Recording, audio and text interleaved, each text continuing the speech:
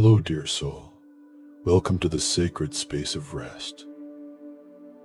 Wherever you are in this moment, whatever has brought you here tonight, know that you are exactly where you need to be. There is nothing you need to prove, nothing you need to accomplish, nothing you need to understand. You are welcome here just as you are, with everything you carry, with everything you feel, with everything you are. Tonight we will walk together through ancient wisdom that has brought peace to countless hearts across centuries. We will explore teachings that are simple yet profound, gentle yet transformative. These are not lessons to memorize or concepts to master. They are invitations to remember what you have always known deep within. They are doorways back to your own peaceful center. Before we begin our journey, let us take a moment to arrive here fully. Gently adjust your body into a position of complete comfort. If you are lying down, feel the surface beneath you holding your entire weight. You do not need to hold yourself up. Let the bed, the floor, the ground support you completely. Let your head rest heavily on the pillow. Let your arms foam naturally to your sides or rest on your belly. Let your legs extend and relax, toes pointing wherever they wish to point. If you are sitting, let your back be supported. Let your hands rest gently. Let your whole body settle into this moment like a bird settling into its nest. There's no right way to position yourself. There is only what feels natural and comfortable to you right now. Take a deep breath with me.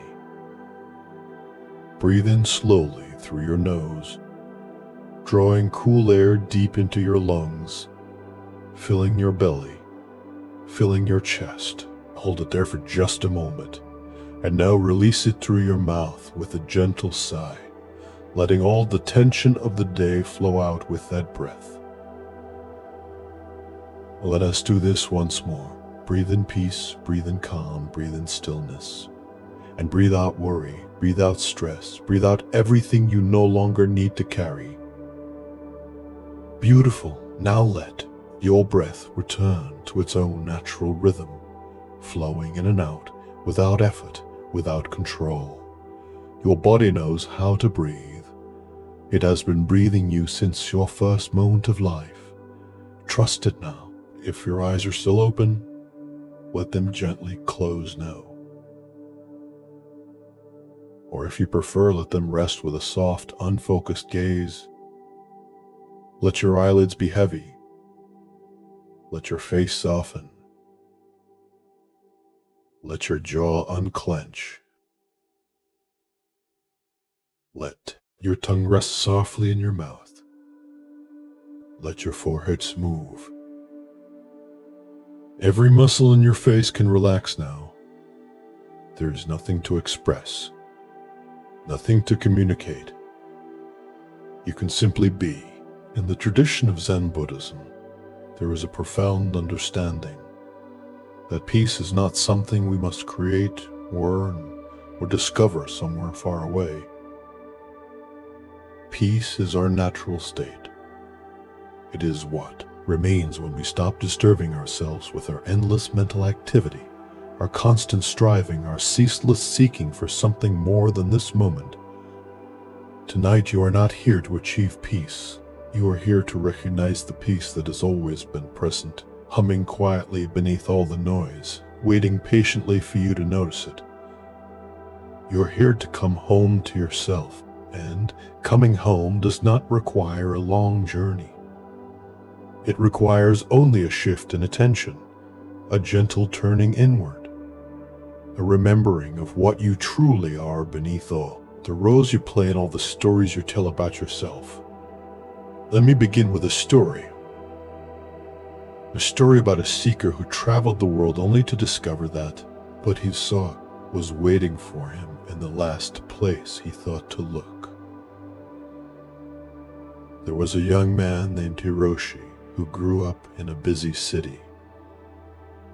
From his earliest memories, Hiroshi felt a deep restlessness inside him.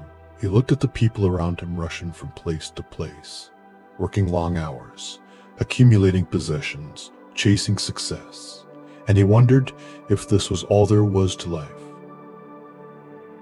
He felt there must be something more, something deeper, something true.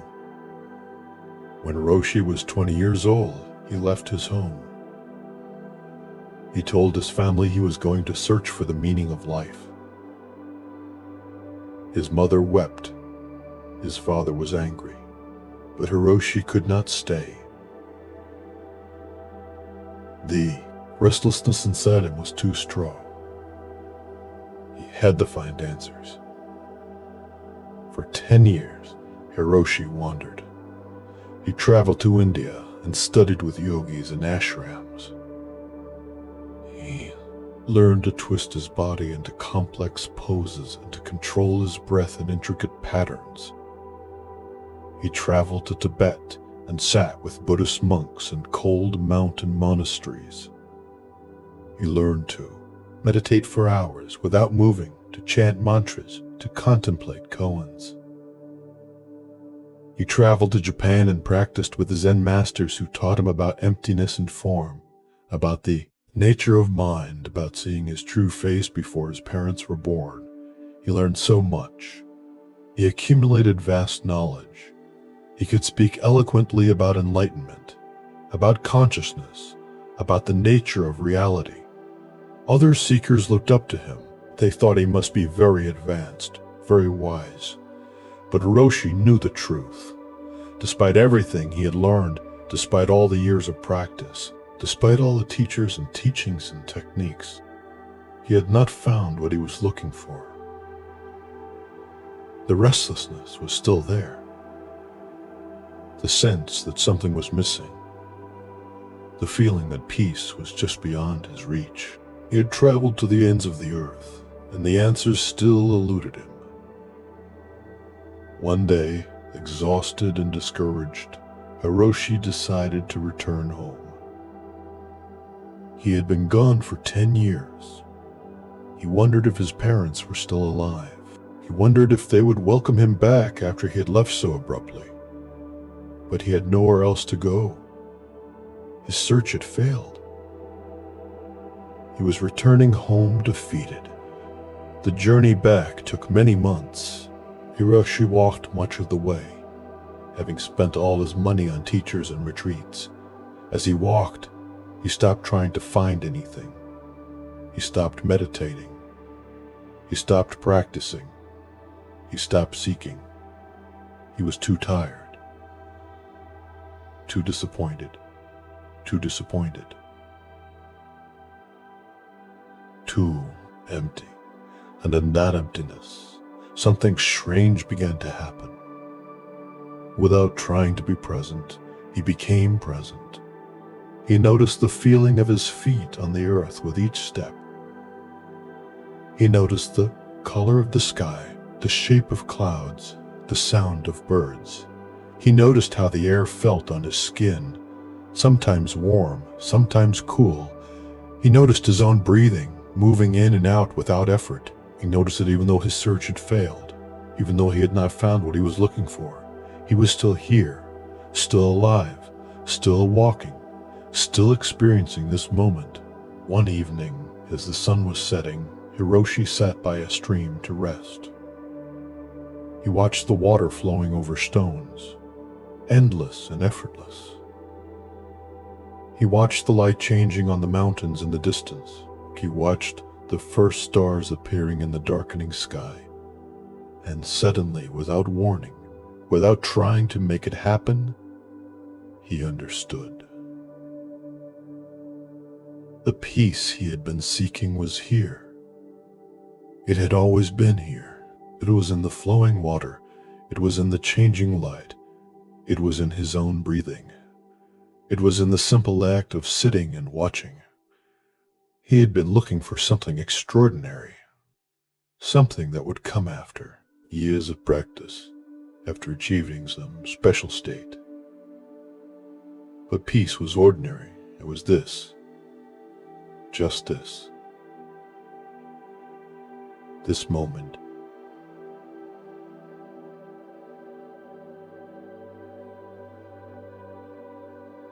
This breath.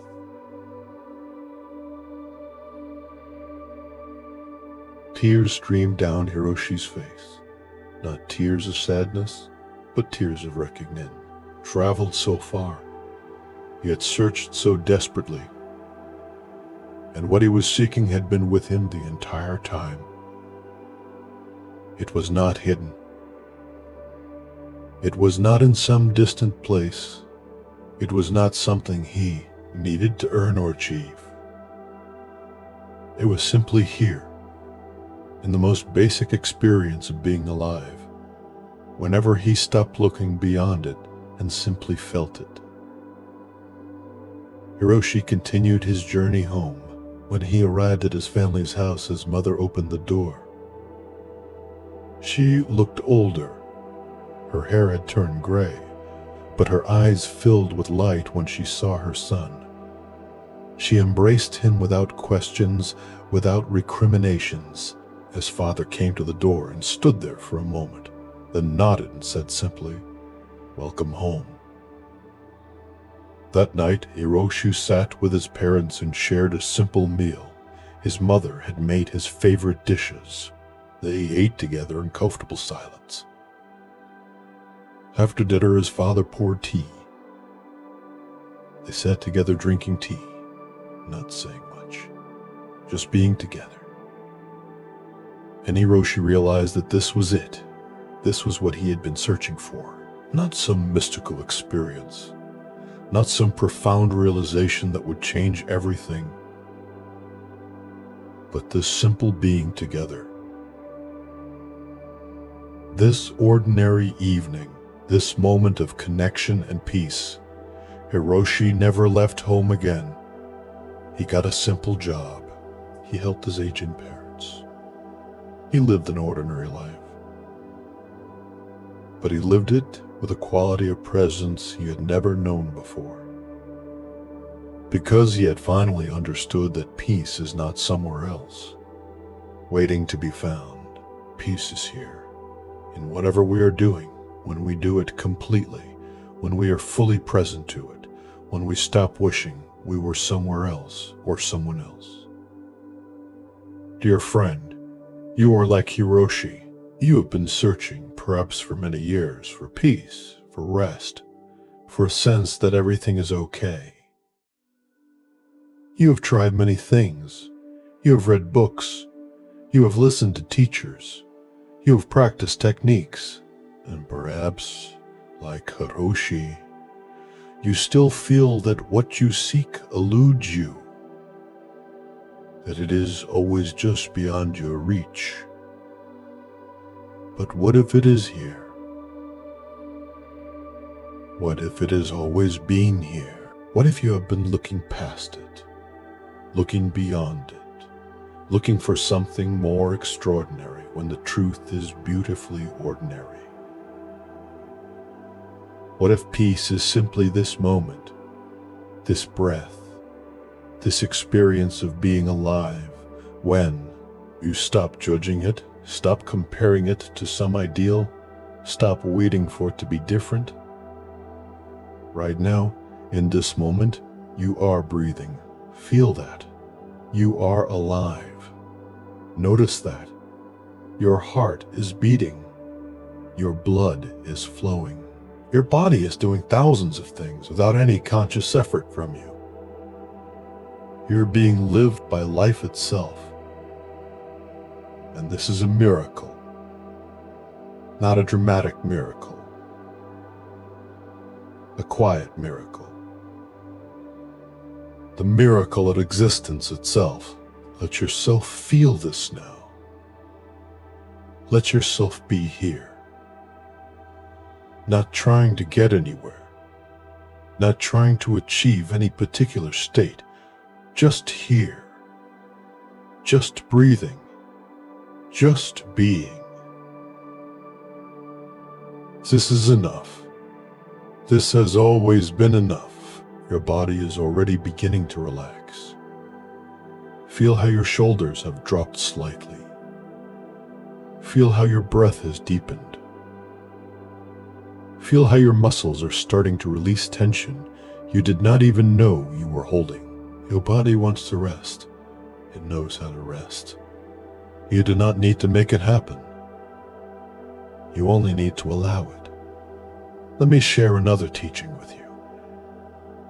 A teaching about a woman who discovered that what she feared most was actually a doorway to freedom. Her name was Chio, and she was a poet. She lived in a small village in the mountains of Japan, and she was known for her beautiful haiku, short poems that captured moments of natural beauty and profound insight. Chio had a young son whom she loved more than life itself. Her poems about watching him play, about his laughter, about the joy he brought to her life were read and cherished throughout the region. One winter, her son became ill. Chio stayed by his side day and night, caring for him, praying for him, willing him to recover with every fiber of her being.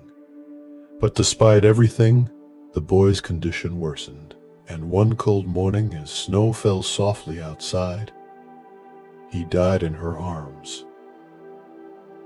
Chio's grief was unbearable. She could not eat. She could not sleep. She could not write. The pain was so intense that she thought she would die from it. She prayed for death. She wanted only to follow her son, to be with him wherever he had gone. Days turned into weeks. Chio moved through life like a ghost. Her friends tried to comfort her, but nothing helped. The world had lost all color, all meaning, all joy. How could she go on living when her child was gone? How could she find peace when her heart was shattered? One night, unable to bear the pain any longer, Chio walked to a nearby Zen temple. She found the abbess, an old woman named Rengetsu, and fell at her feet. "Please," Chio begged, "teach me how to stop this pain. I cannot bear it. It is destroying me. I need it to go away." Rengetsu looked at Chio with infinite compassion. "Come," she said, "sit with me."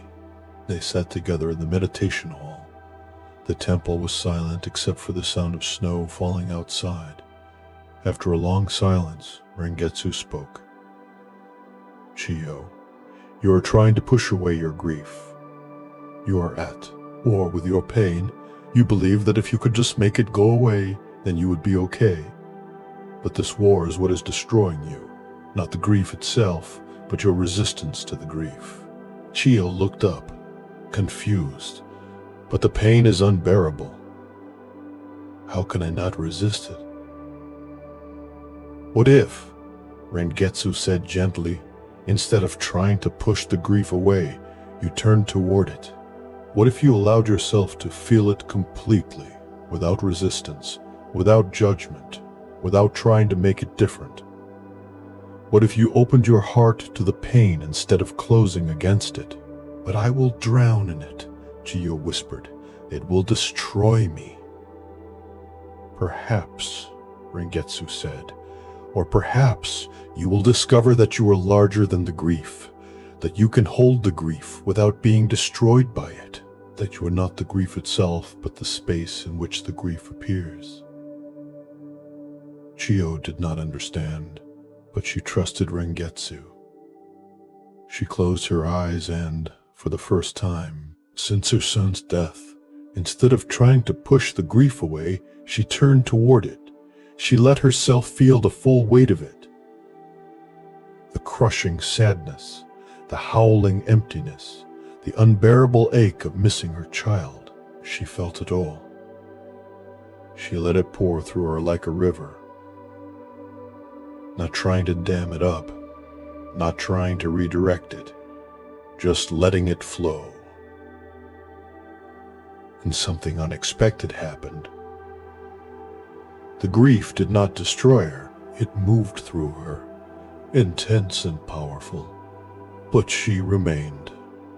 She was still here, still breathing, still aware.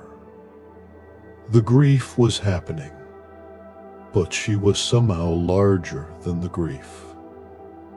She was the awareness that held the grief, and that awareness was not broken by what it held. Tears streamed down Chio's face, but they were different tears now. Not tears of resistance, tears of release, tears of acceptance. She sat there for hours, feeling everything, allowing everything, resisting nothing. When she finally opened her eyes, something had shifted. The grief was still there. It would be there for a long time. But it was no longer unbearable, because she was no longer fighting it. She had made space for it. She had allowed it to be part of her experience without letting it define her entire existence. In the days that followed, Chio began to write again. Her poems now had a different quality. They were deeper, more honest, more real. She wrote about grief, about loss, about the preciousness of life, about how love and sorrow are two sides of the same coin. Her poems touched people's hearts in ways they never had before, because they came from a place of authentic feeling, not a place of trying to present only the beautiful parts of life. Chio lived many more years. She never forgot her son. She carried him in her heart every day. But the grief became something she could be with, something she could hold, something that, in time, softened into a tender sadness mixed with gratitude for the years they had shared. Years later, someone asked her how she had survived such devastating loss. Chio said, "I stopped trying to survive it. I stopped fighting it. I let it break my heart open. And what I discovered is that a broken open heart is bigger than a closed heart. It can hold more. It can feel more. It can love more."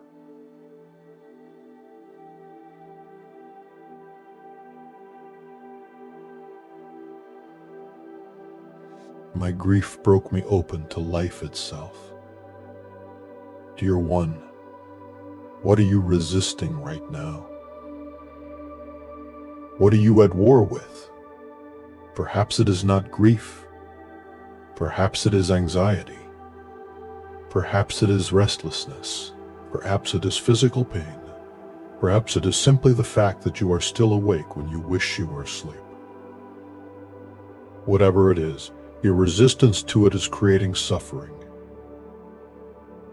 The thing itself is just an experience, but your fight against the experience is what makes it unbearable. Tonight, practice what Chio learned. Instead of fighting with what is, allow it. Make space for it. You do not need to like it. You do not need to want it. But you can stop resisting it. You can say, "This is what is happening right now. I am feeling this. I am experiencing this. And I can be with this without being destroyed by it." When you stop fighting, something miraculous happens. Not that the experience necessarily goes away, but that you discover you are larger than the experience. You are the vast awareness in which all experiences appear and disappear. And that awareness is never harmed by what moves through it. It is like the sky. Storms may pass through the sky, but the sky itself is never damaged. It remains spacious, open, whole. You are the sky, dear friend. And whatever you are experiencing right now is just weather. Let the weather be as it is. Let it move through your vast sky. You are big enough to hold it all. Let your body continue to soften now. Feel the weight of your head sinking into the pillow. Feel your shoulders dropping down, away from your ears. Feel your chest and belly softening with each exhale. Feel your hips and legs becoming heavy, so heavy. Feel your arms and hands relaxing completely, fingers uncurling. Your whole body is being held. You do not need to hold anything. You can let go completely. Your breath continues its gentle rhythm, in and out, in and out, like waves on a shore, like the rising and setting of the sun, natural, effortless, eternal. You are part of this rhythm. You are this rhythm. The universe breathing itself through you. There is one more story I want to share before we go deeper into silence. A story about a master who taught the most profound lesson through the simplest gesture. There was a Zen master named Gutai who lived in a small temple. Master Gutai had an unusual teaching style. Whenever anyone asked him a question about Zen, about enlightenment, about the nature of reality, he would not speak. He would simply raise one finger. That was his entire teaching. One finger raised in silence. People came from far away to test him with complex philosophical questions, with impossible koans, with deep inquiries about the nature of existence. And no matter what they asked, Gutai would simply raise one finger. Some people understood and had profound awakening experiences. Others left confused or frustrated. Gutai had a young attendant, a boy who watched his master teach this way every day. The boy thought he understood. It seemed so simple. Just raise one finger, so when visitors came and Gutai was away, the boy began to imitate him. People would ask questions, and the boy would raise his finger, trying to be like his master. When Gutai heard about this, he called the boy to him. "Show me your teaching," Gutai said. The boy proudly raised his finger. In that instant, Gutai took out a knife and cut off the boy's finger. The boy screamed in pain and ran away, clutching his hand. As the boy was running away, Gutai called after him, "Boy." The boy turned around, tears streaming down his face, and Gutai raised his finger. In that moment, looking at his master's finger, unable to raise his own anymore, the boy suddenly understood. It was not about the gesture. It was not about imitating the form.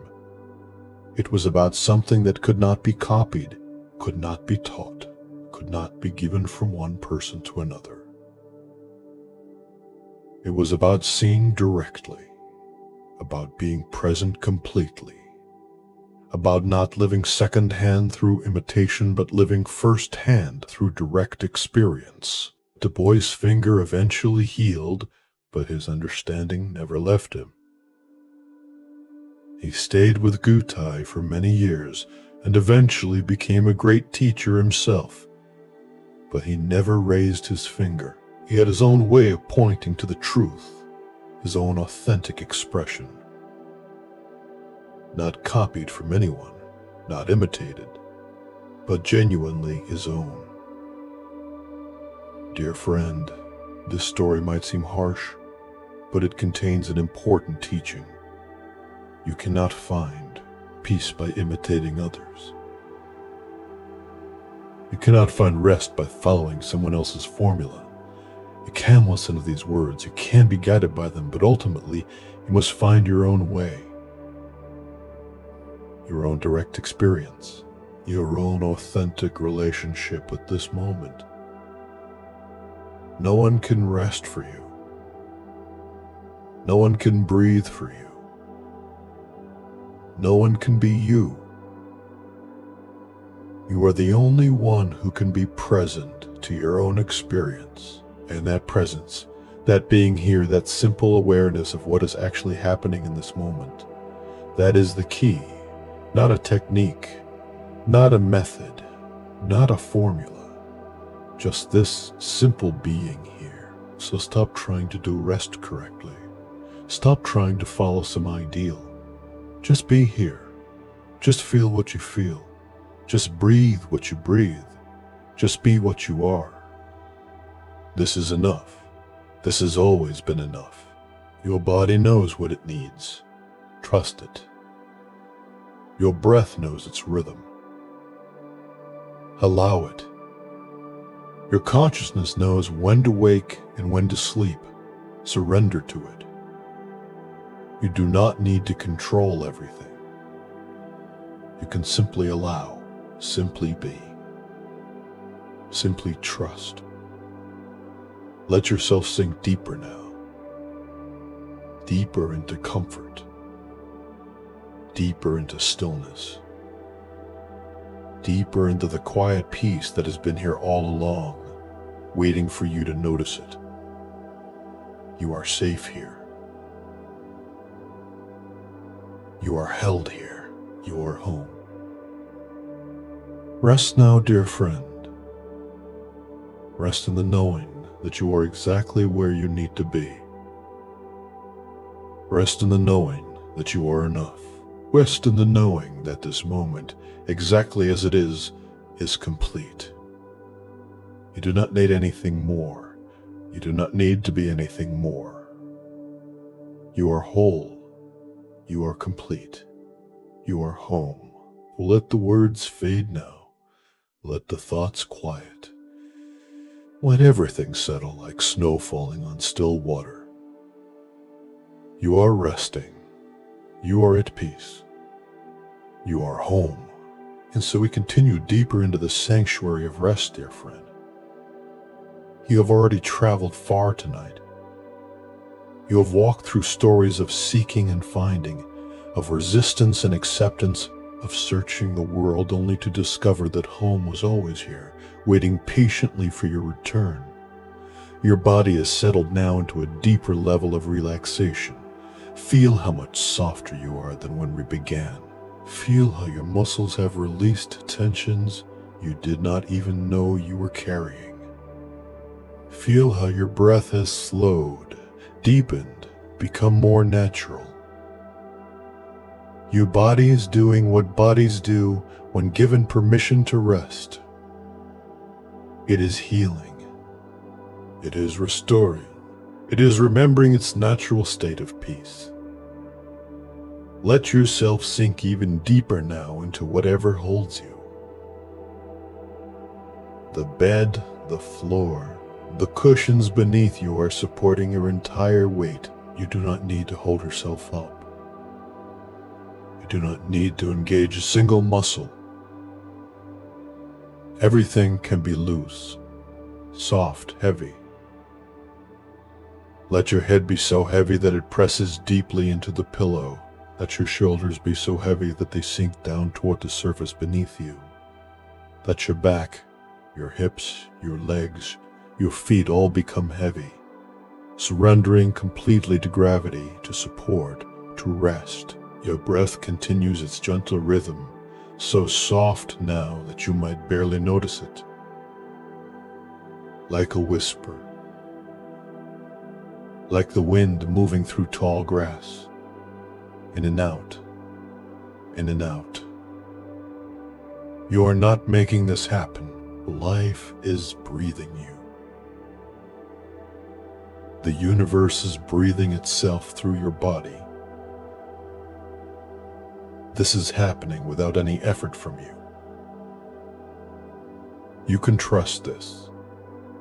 You can rest into this knowing that you do not need to control your breath, your heartbeat, your body's countless functions. All of this is being taken care of. All of this is happening on its own.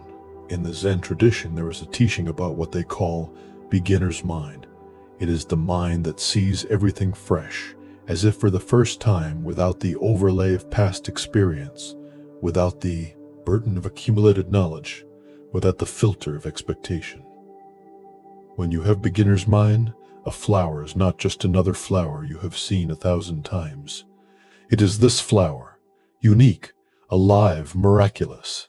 When you have beginner's mind, this breath is not just another breath. It is this breath, the only breath that exists, the breath that is happening now. Most of us have lost beginner's mind. We have expert's mind. We think we know what rest is. We think we know what peace feels like. We think we know how this should go. And because we think we know, we are not actually present to what is. We are comparing this experience to past experiences. We are measuring it against our expectations. We are judging whether it is good enough, deep enough, peaceful enough. But tonight, I invite you to have beginner's mind about rest. What if you have never rested before? What if this is the very first time? What would you notice? What would you feel? How would you experience this moment if you came to it completely fresh? With no ideas about what should happen, no comparisons to other times, no judgments about whether you are doing it right. Try this now. Let go of everything you think you know about rest.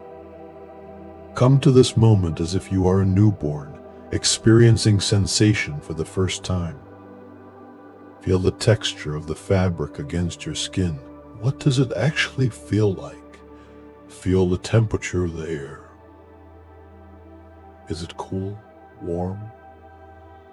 Feel the subtle sensations in your body. Maybe there is tingling. Maybe there is pulsing. Maybe there is heaviness or lightness. Do not name these sensations. Do not judge them. Just feel them as if for the first time. This is beginner's mind. This is being present without the interference of thought. And in this presence, you discover that each moment is actually quite extraordinary. Not because anything special is happening, but because when you are truly present, the ordinary reveals itself to be miraculous. Let me tell you about a student who learned this lesson in the most unexpected way.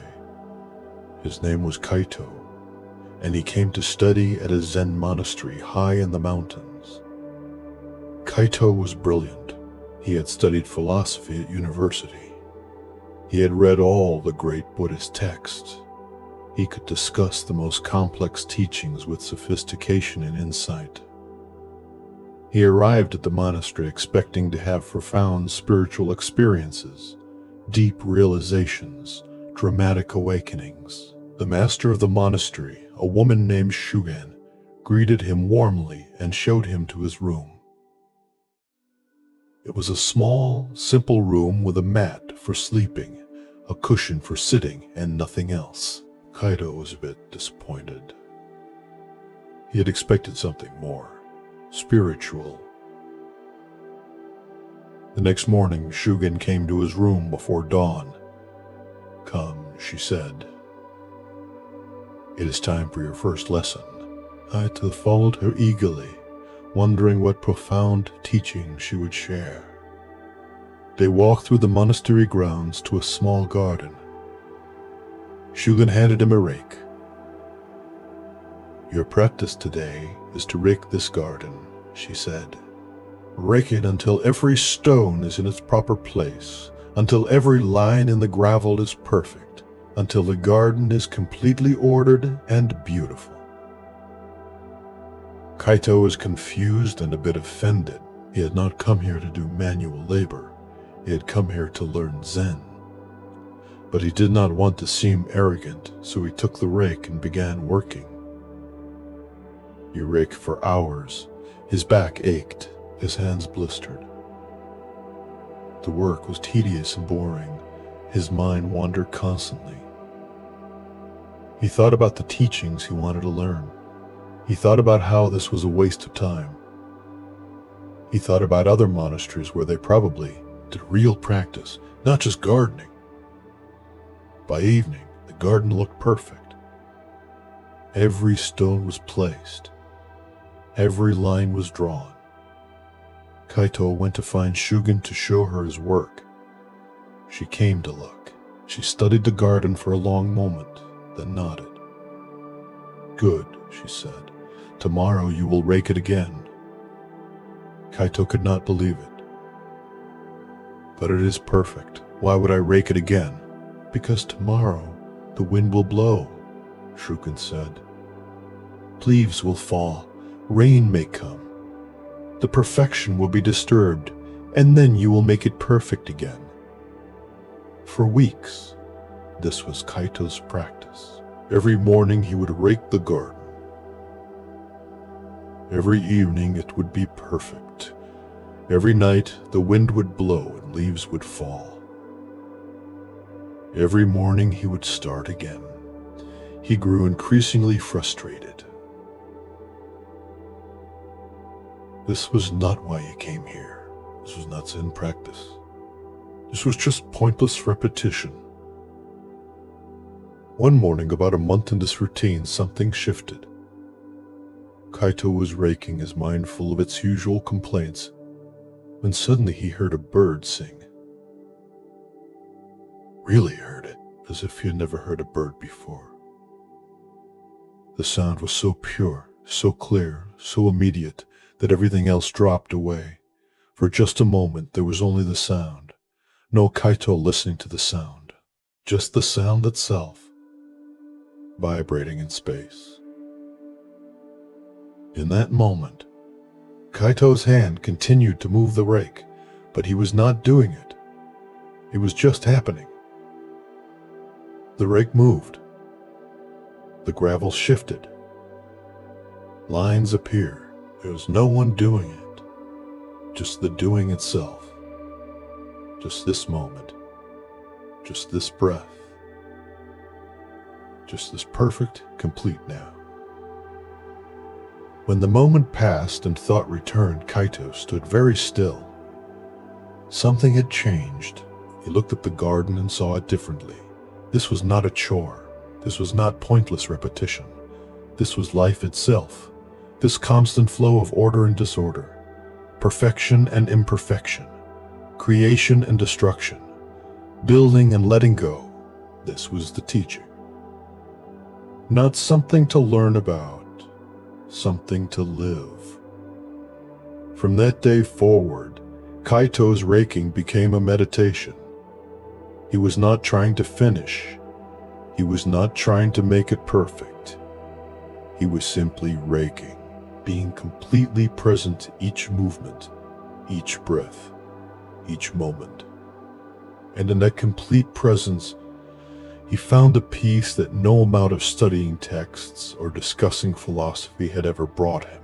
Years later, when Kaito had become a teacher himself, students would ask him about his first lesson with Shugen. "What did she teach you?" They would ask, and Kaito would smile and say, "She taught me that every moment is the teaching. Every action is the practice. Every breath is enlightenment. But only when you stop looking beyond this moment for something more. Only when you are completely here. Dear friend, you are like Kaito. You may be lying here thinking that rest is just something to get through, so you can wake up tomorrow. You may be waiting for it to be over, waiting for sleep to come, thinking of rest as just a means to an end, not valuable in itself. But what if this moment of rest is not preparation for tomorrow? What if it is not just a means to something else? What if this moment is complete in itself? What if right now, right here, breathing, resting, being alive is the point? not leading anywhere, not becoming anything.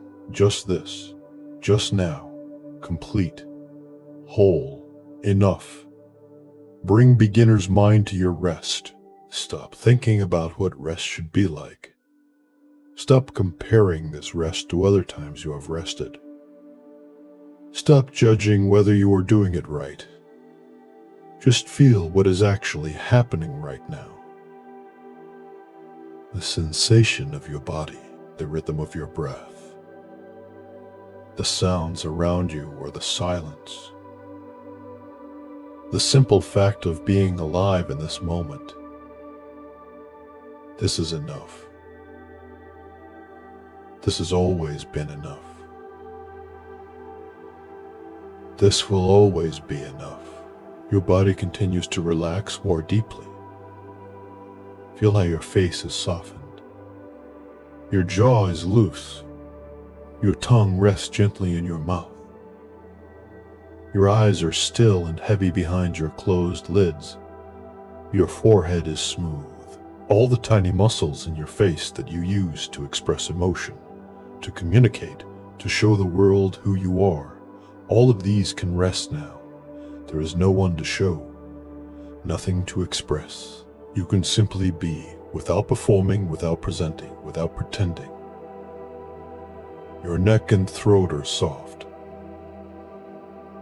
All the muscles that hold your head up, that turn your head, that support the weight of thought. All of these can release now. Your head is held. It does not need your effort. Let it be heavy. Let it rest completely. Your shoulders, your upper back, your chest, all softening, all releasing. Your heart beats steadily, pumping blood through your body without any conscious effort from you. Your lungs expand and contract, bringing in oxygen, releasing carbon dioxide, sustaining your life without you needing to think about it. Your body is a miracle of intelligence, taking care of itself, healing itself, maintaining itself. You can trust this intelligence. You can rest in this knowing that you are being taken care of from the inside out. Let me share another teaching with you. A teaching about a farmer who learned that trying to control everything only creates suffering. In a valley between mountains, there lived a farmer named Takeshi. Takeshi was a good man, hardworking and responsible. He took his farming very seriously. He would wait before dawn every day and work until after dark. He studied the weather constantly, trying to predict when rain would come. He worried about insects, about disease, about frost, about drought. He compared his crops to his neighbor's crops. He lay awake at night calculating yields and profits and losses.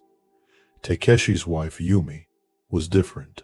She worked hard too, but she did not carry the same weight of worry.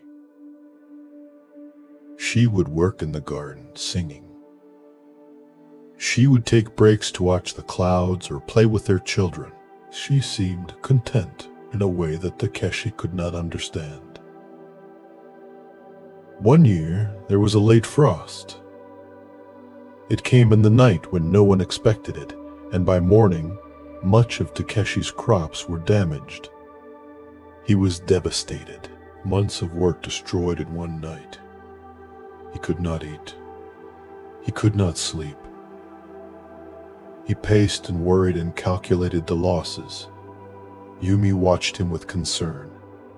Finally, she said, "Husband, come walk with me." Takechi did not want to walk. He wanted to figure out how to fix this problem. But Yumi insisted, so he went with her. They walked to the top of a hill overlooking their farm. From there, they could see the damaged fields. They could also see their neighbors' fields, some damaged, some untouched. They could see the village, the river, the mountains beyond. The sun was setting, painting everything in shades of gold and pink. Yumi sat down on the grass and gestured for Takeshi to sit beside her. They sat in silence for a while, watching the light change. Finally, Yumi spoke. "Do you see the river?" she asked. Takeshi nodded. "The river does not try to flow," Yumi said. "It does not worry about where it is going.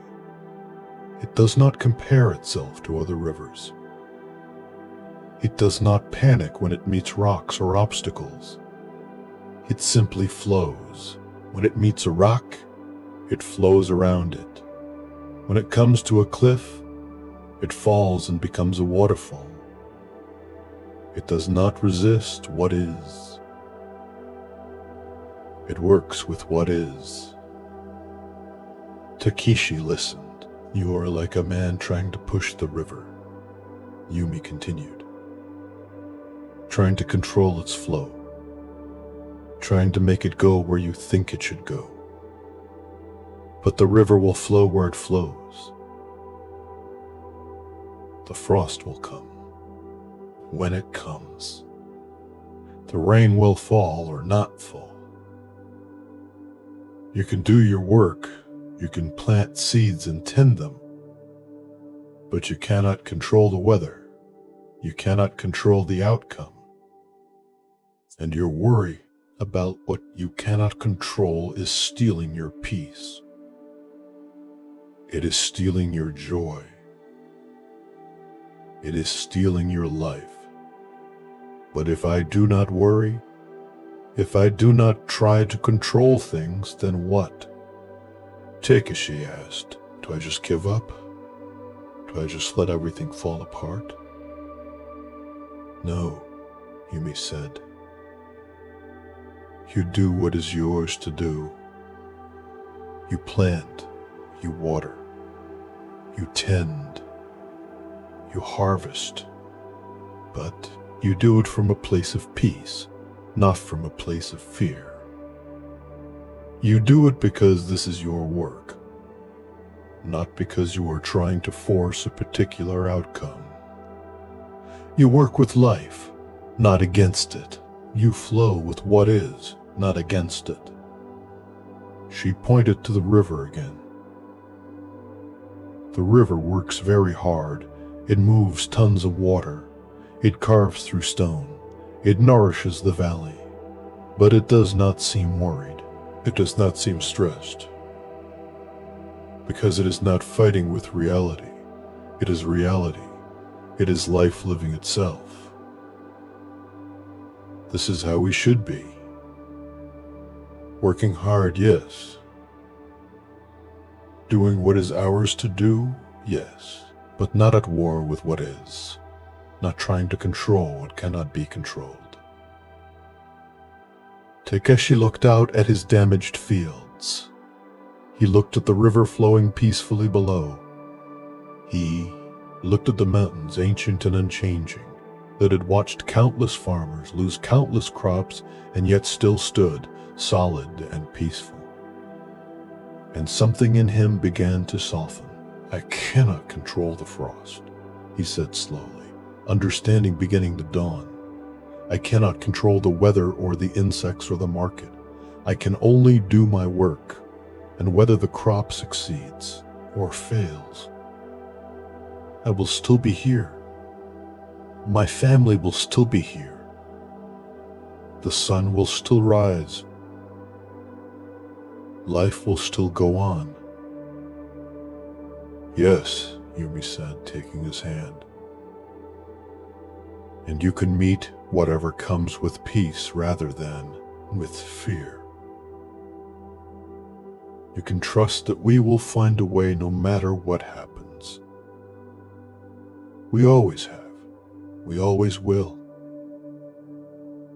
From that evening on, Takeshi worked differently. He still worked hard. He still tended his crops with care, but he no longer carried the crushing weight of worry.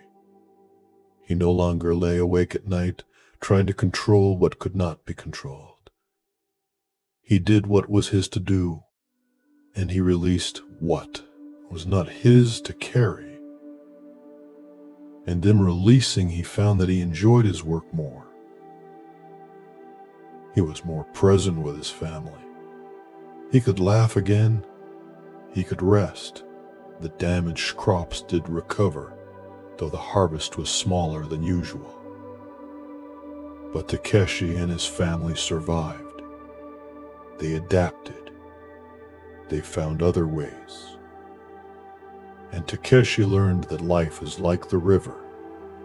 It flows, sometimes smoothly, sometimes over rocks, sometimes it floods, sometimes it runs low, but it always flows.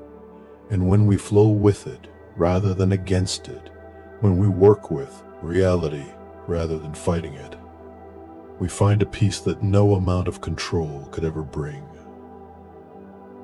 Dear one, what are you trying to control right now?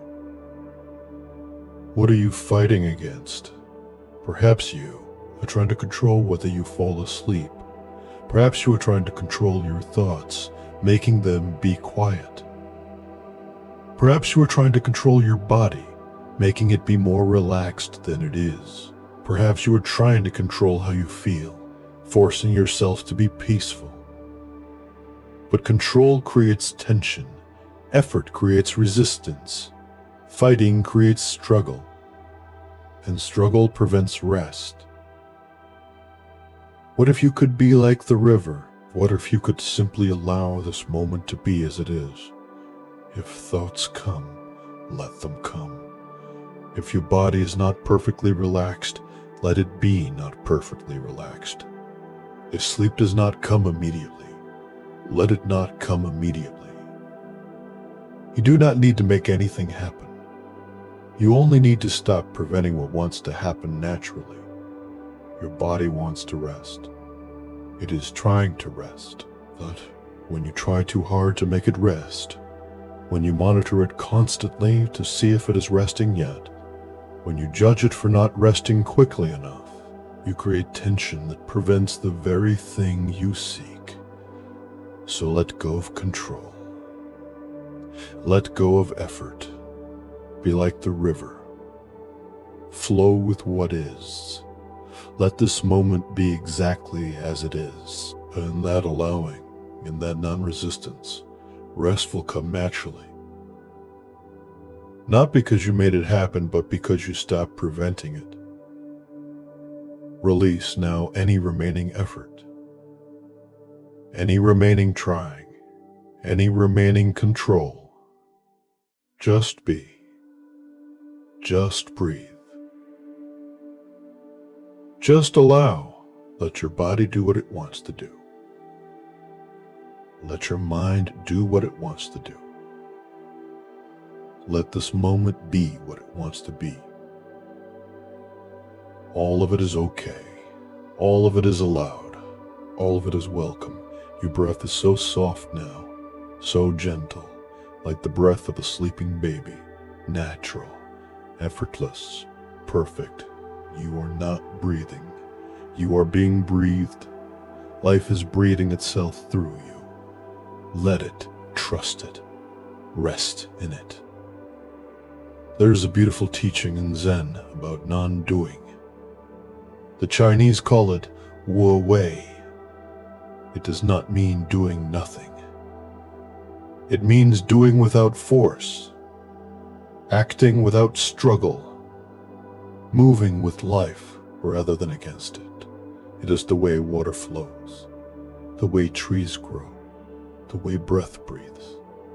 Natural, effortless, perfect. Tonight, practice Wu Wei. Practice non-doing. Not by doing nothing, but by letting everything happen naturally. Your body knows how to rest. It does not need your management. Your breath knows its rhythm. It does not need your control. Your consciousness knows when to wake and when to sleep. It does not need your interference. Trust the intelligence of your body. Trust the wisdom of your breath. Trust the natural flow of consciousness. You do not need to make anything happen. Everything is already happening. Everything is already unfolding exactly as it needs to. You can simply rest in this unfolding. You can be the awareness that witnesses it all without trying to control any of it. Let me share one more story with you. A story about a master who taught the deepest lesson through the simplest action. There was a monk named Tenzo who worked in the kitchen of a large monastery.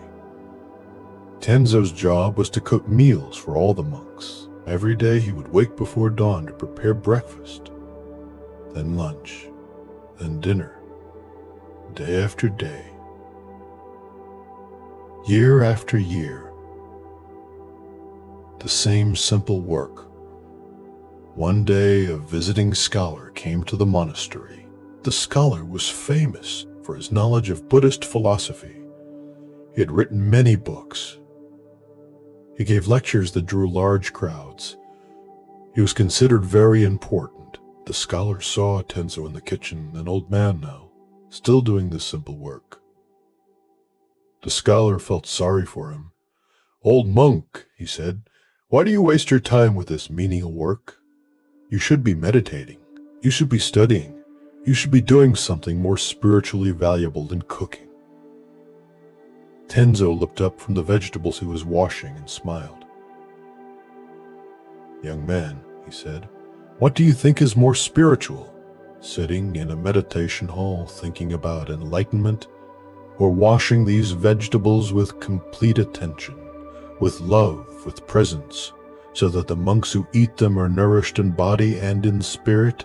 The scholar was about to respond, but Tenzo continued, "When I wash these vegetables, I am not thinking about enlightenment. I am not trying to achieve something. I am simply washing vegetables, feeling the water, seeing the colors, noticing the textures, being completely here with this work. Is this not meditation? Is this not practice?" He held up a carrot. "This carrot is Buddha nature. This water is Buddha nature. These hands, washing the carrot, are Buddha nature. If I cannot see the sacred in washing a carrot, how will I ever see it in some special spiritual state?" The scholar had no answer. He had spent years studying about enlightenment, but this old monk washing vegetables in the kitchen seemed to embody something the scholar could only talk about. Tenzo went back to his work. "The highest teaching," he said, "is not found in books or lectures. It is found in doing whatever you are doing completely. If you wash dishes, wash dishes. If you sweep floors, sweep floors. If you sit in meditation, sit in meditation. But do not be somewhere else in your mind, wishing you were doing something more important. Every moment is important. Every action is sacred. When you understand this, you are always meditating. You are always practicing. You are always enlightened." The scholar bowed deeply and left the kitchen. He realized he had just received a teaching more valuable than any he had given in his lectures. He had learned that the spiritual path is not about doing special things. It is about doing ordinary things with extraordinary presence. Dear friend, you may be thinking that rest is not very important. That is just something you have to do before you can get back to the important things tomorrow. But rest is not less important than activity. Rest is not wasted time. Rest is sacred time. Rest is when your body heals, when your mind integrates, when your spirit restores. Rest is not preparation for living. Rest is living, so honor this time. Honor this rest. Do not wish it were over. Do not treat it as something to get through. Be completely present to it. Feel it. Experience it. Allow it to be as important as anything else you do, because it is. When you honor rest, when you give it your full presence, when you stop treating it as less valuable than doing, then rest becomes deep. Then rest becomes healing. Then rest becomes transformative. Rest completely now. Not waiting for tomorrow. Not planning for later. But here. Now, fully. Let this moment of rest be complete in itself. Let it be sacred. Let it be enough. Your whole body is so relaxed now, so soft, so heavy. Feel how you have melted into the surface beneath you. There is no longer a clear boundary between your body and what holds it. You are merging, dissolving, becoming one with the stillness. Your breath is barely perceptible, just the faintest whisper, in and out, like the tide, like the rhythm of the universe. You are this rhythm. You are this breath. You are this peace. Let your mind be spacious now, like a vast sky. Thoughts may still arise like clouds passing through, but there is so much space that the clouds do not crowd you. They do not disturb you. They simply pass through the vastness that you are. You are not your thoughts. You are the awareness that notices thoughts. And that awareness is always peaceful, always still, always free. Rest as this awareness now, not as the person with all the concerns and responsibilities, but as the pure awareness that exists before and after all stories, all identities, all roles. This awareness has no problems, no worries, no fears. It is simply here, simply now, simply being. And it is at peace, always, in every moment, under all conditions. Rest as this peace now. Rest as this awareness. Rest as what you truly are beneath all the layers of identity and story. You are home. You have always been home, and home is peace. Home is rest. Home is this eternal now. All is well, dear one, all is well. Let yourself drift now into deeper peace, deeper rest, deeper surrender. You are safe. You are held. You are loved. We journey now into even deeper waters, dear friend, into the quietest spaces of your being, into the most restful places where words begin to fade and only presence remains. You have come so far tonight. You have released so much. You have opened to the teachings. You have allowed the stories to work on you like gentle rain on thirsty soil. Your body has found such profound relaxation now. It barely registers as your body anymore. It has become part of the stillness, part of the silence, part of the vast peace that surrounds you and fills you and is you. Feel how completely you have let go, how entirely you have surrendered. There is no tension left to release, no holding left to soften. You are pure rest now, pure being, pure peace. Your breath has become so subtle that it is almost imperceptible, a gentle whisper of life moving through you.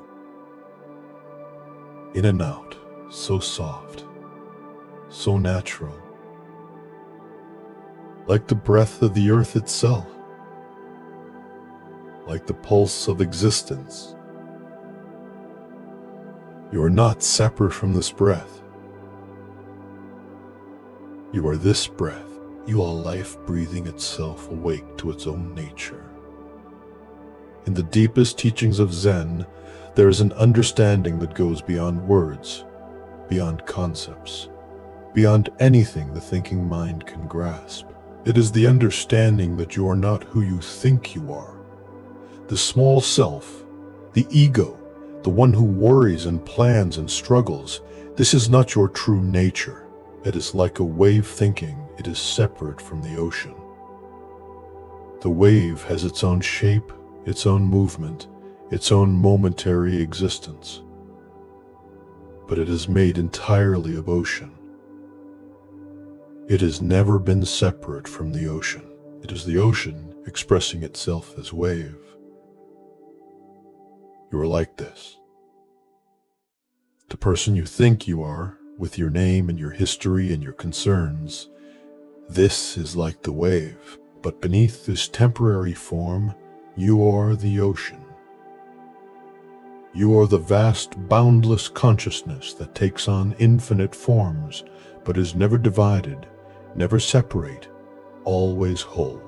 Tonight, as you rest here in the deepest relaxation, you have an opportunity to taste this truth, to experience yourself not as the small, separate wave, but as the infinite ocean, not as the limited person with all their problems and worries, but as the unlimited awareness in which all experience arises and dissolves.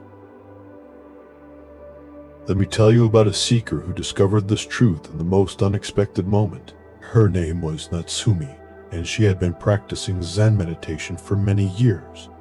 She sat every day. She attended retreats. She studied with teachers. She had many insights and experiences. But she still felt that something fundamental was missing. She had not had the great breakthrough, the awakening that would finally reveal the truth to her. She was still seeking, still waiting for enlightenment to arrive. One summer, Natsumi attended a particularly intensive retreat, 7 days of silent meditation, sitting for many hours each day. By the 5th day, Natsumi was exhausted. Her body ached. Her mind was tired of trying so hard. She felt frustrated and defeated. She began to think that maybe enlightenment was not possible for her. Maybe she was trying to grasp something that could not be grasped. On the 6th day, during an evening meditation session, something inside Natsumi broke. Not broke in a painful way, but broke like a dam releasing water that has been held back too long. She stopped trying. She completely gave up the search. She let go of wanting to be enlightened. She let go of trying to have some special experience. She let go of being a good meditator. She let go of everything. And in that letting go, in that complete surrender, something extraordinary happened.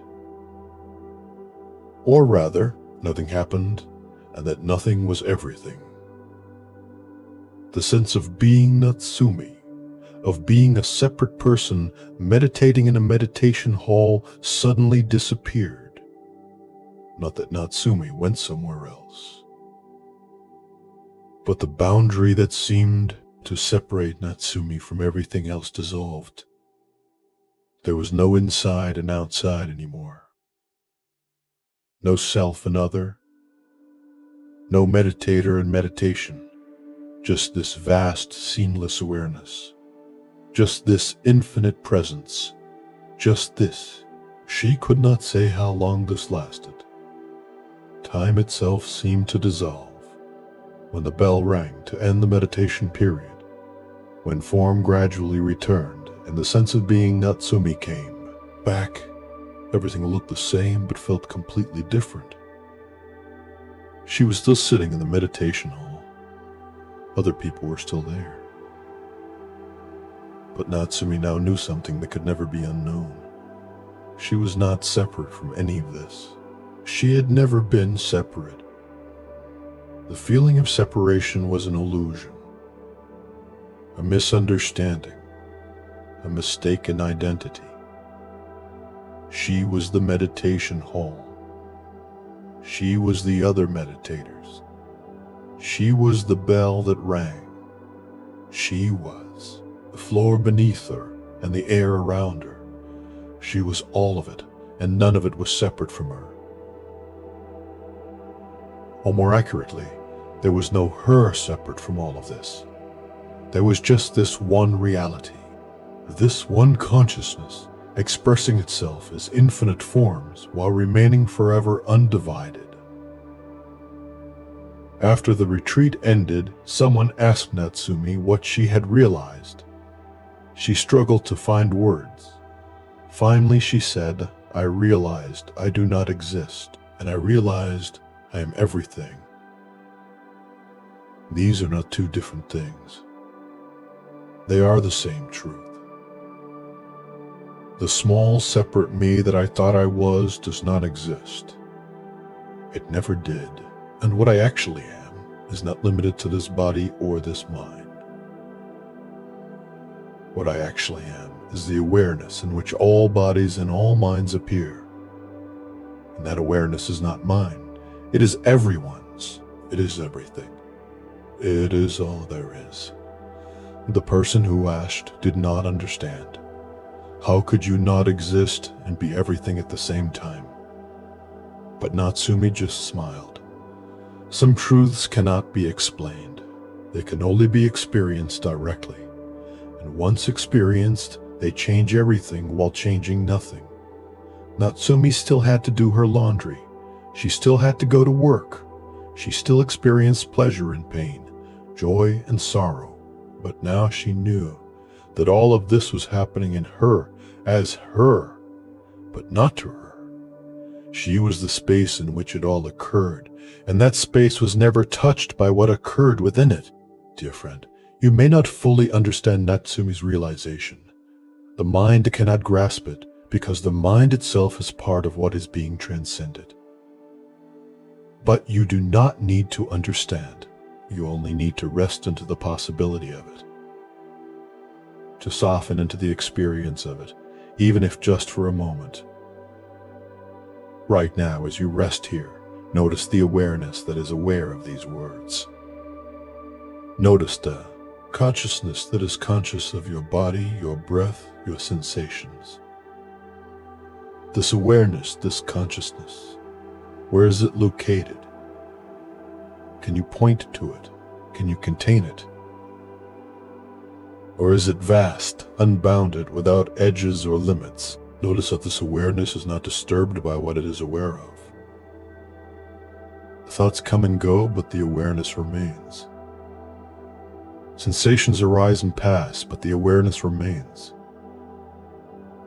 Even if you are feeling discomfort or restlessness, the awareness that knows the discomfort is not itself disturbed. It is like the screen in a movie theater. All kinds of images can appear on the screen, violent scenes or peaceful scenes, but the screen itself is never harmed, never changed, never affected. You are the screen, dear one. You are the awareness. You are the space in which all experience happens, and that space is always peaceful, always whole, always free. Rest as this awareness now, not as the person, not as the one with the story, but as the pure awareness that exists before any story, before any identity, before even the sense of being a separate self. Rest is the vast, open, spacious presence that you truly are. And this resting as awareness, you may notice that the boundaries you normally feel begin to soften. Where does your body end and the air begin? Where does the sound end and the silence begin? Where do you end and the rest of existence begin? The more you relax into pure awareness, the more you may notice that these boundaries are not as solid as they seem. They are more like gentle suggestions than hard walls. Let the boundaries dissolve now.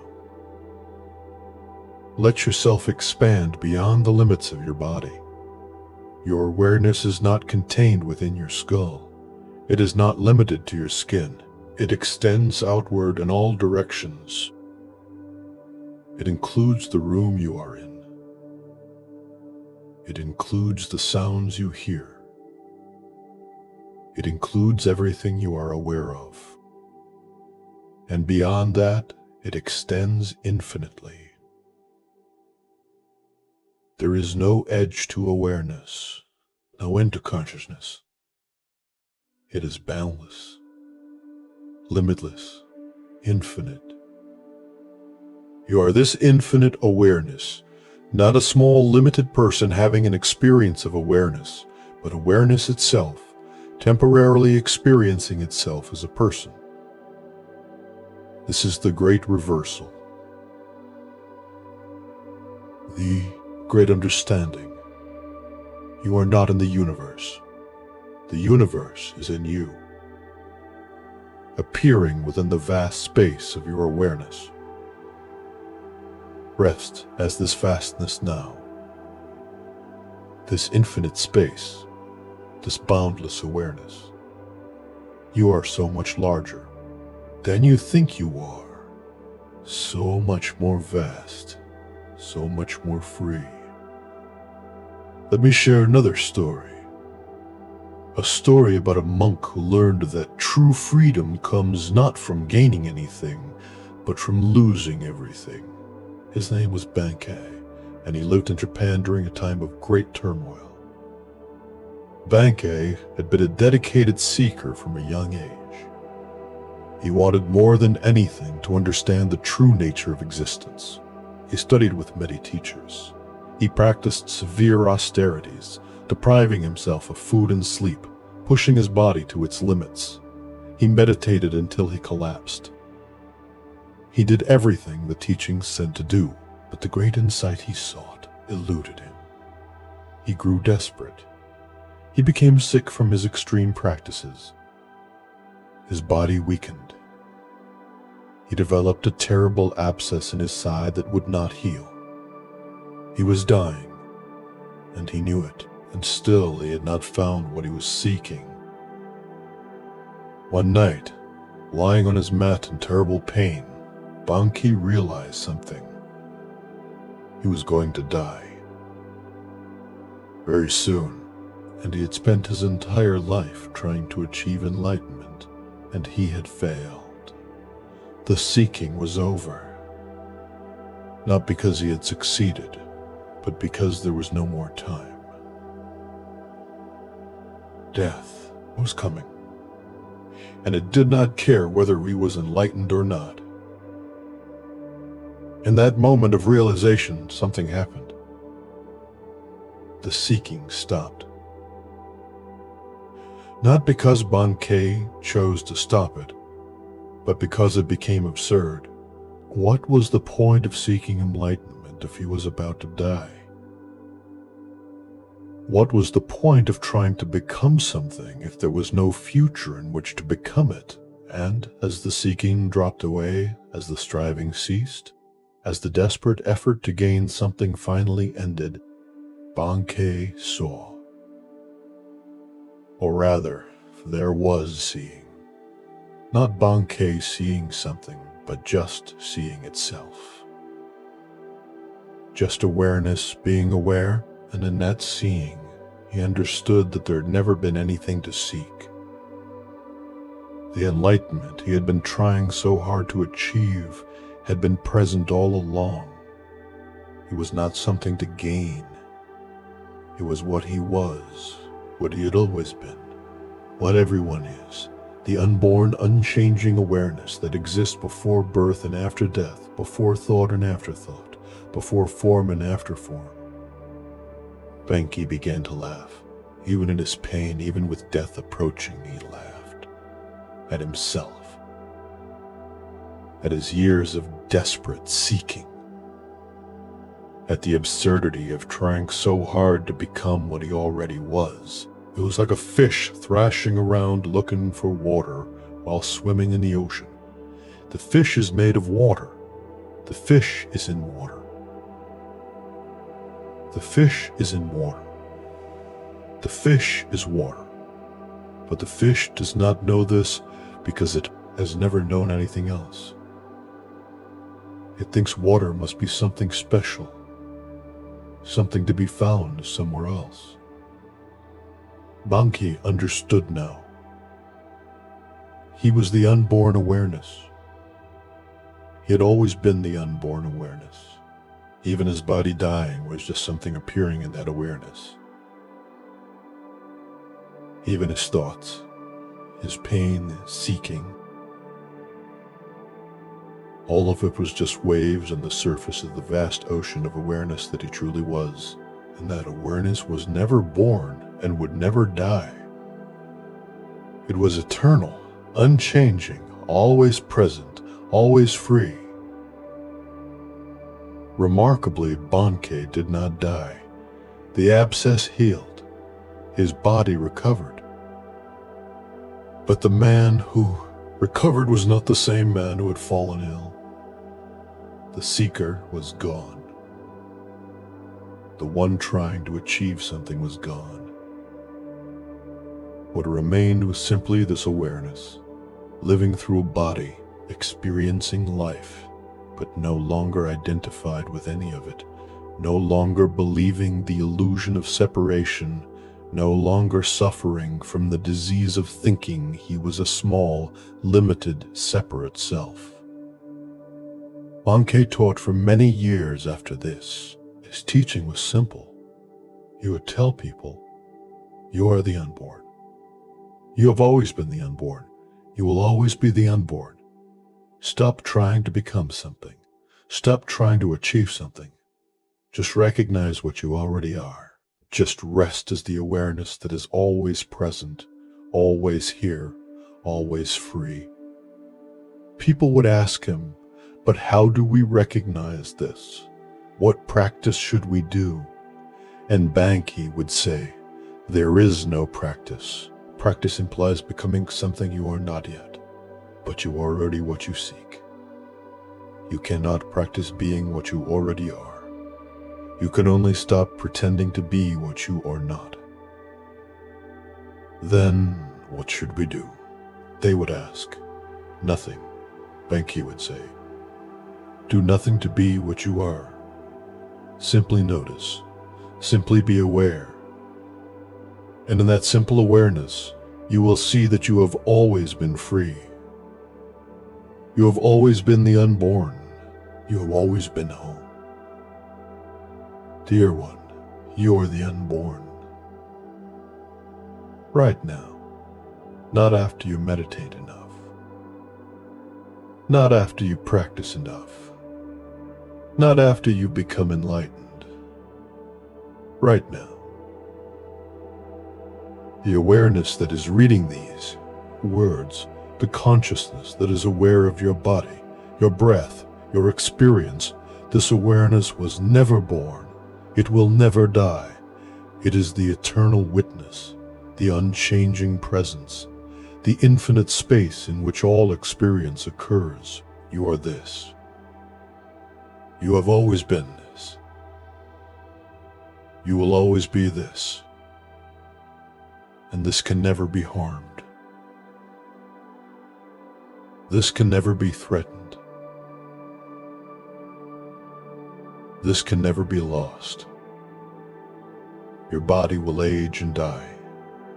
Your thoughts will come and go. Your emotions will rise and fall. But the awareness that witnesses all of this, that is aware of all of this, that awareness is eternal. It is what you truly are, and it is always at peace. Rest is this awareness now, not trying to achieve it, not trying to become it, simply noticing it. It is here, It is always here. It is what is reading these words right now. It is what is aware of your breath. It is what is conscious of your existence. This is you. This is your true nature. This is what you have always been. And this awareness, this consciousness, it has no problems. It has no stress. It has no anxiety. These things may appear within it, but it is never touched by them. It is like space. Things move through space, but space is never crowded, never full, never disturbed. It remains spacious, open, infinite, no matter what appears within it. You are like space, vast, open, infinite. And whatever you are experiencing right now, whatever thoughts or feelings or sensations are present, they are appearing within your vastness. They cannot fill you. They cannot disturb your essential nature. You are too vast to be disturbed, too infinite to be limited, too free to be trapped. Let yourself feel this vastness now, this spaciousness, this freedom. Let go of identifying with the small self, the limited person, the one who has problems and worries. That is just a thought, just a habit of mind. It is not what you truly are. What you truly are is this infinite awareness, this boundless consciousness, this eternal presence. Rest as this now. Be this. You do not need to do anything to be this. You already are this. You have always been this. Simply notice it. Simply rest in it. Simply be it. Your body has become so still now, so quiet. It is like a fallen leaf resting on the surface of a pond, not making any effort, not going anywhere, just resting, just being, just here. Your breath is the faintest whisper, in and out, like the breath of the universe, like the pulse of existence. You are this breath. You are this pulse of existence. You are this existence knowing itself. Let me share one more teaching before we go deeper into silence. A teaching about a master who showed that true wisdom is simpler than we imagine. There was a teacher named Layman Pong who was unusual among Zen masters because he was not a monk. He was married. He had a family. He worked for a living. He was just an ordinary person living an ordinary life, but he was deeply enlightened. One day a famous scholar came to visit Layman Pong. The scholar had heard that the simple layman was considered a great Zen master, and he was skeptical. How could someone living an ordinary life, dealing with family and work and daily concerns, be truly enlightened? Enlightenment, the scholar believed, required years of intensive meditation, deep study, complete dedication. It was not something available to ordinary people living ordinary lives. The scholar found Layman Pang in his workshop, making bamboo baskets to sell at the market. This was how Pang supported his family, by making simple baskets. The scholar watched for a while, then asked, "I have heard you are a great Zen master, but I see you just making baskets like any common craftsman. What is your understanding of Zen? What is your understanding of Zen?" Layman Pong continued weaving bamboo strips together. He did not look up. After a moment he said, "My daily activity is nothing special. I simply accord with circumstance. I chop wood. I carry water. I make baskets. When I am tired, I sleep. When I am hungry, I eat." This is the path. This is enlightenment. Not something extra. Not something special. Just this. Just doing what needs to be done. Just being completely present to whatever is here. The scholar was disappointed. That is it? That is your great wisdom. Anyone can say that. Where are the profound insights? Where are the deep teachings? Layman Pang smiled and looked up.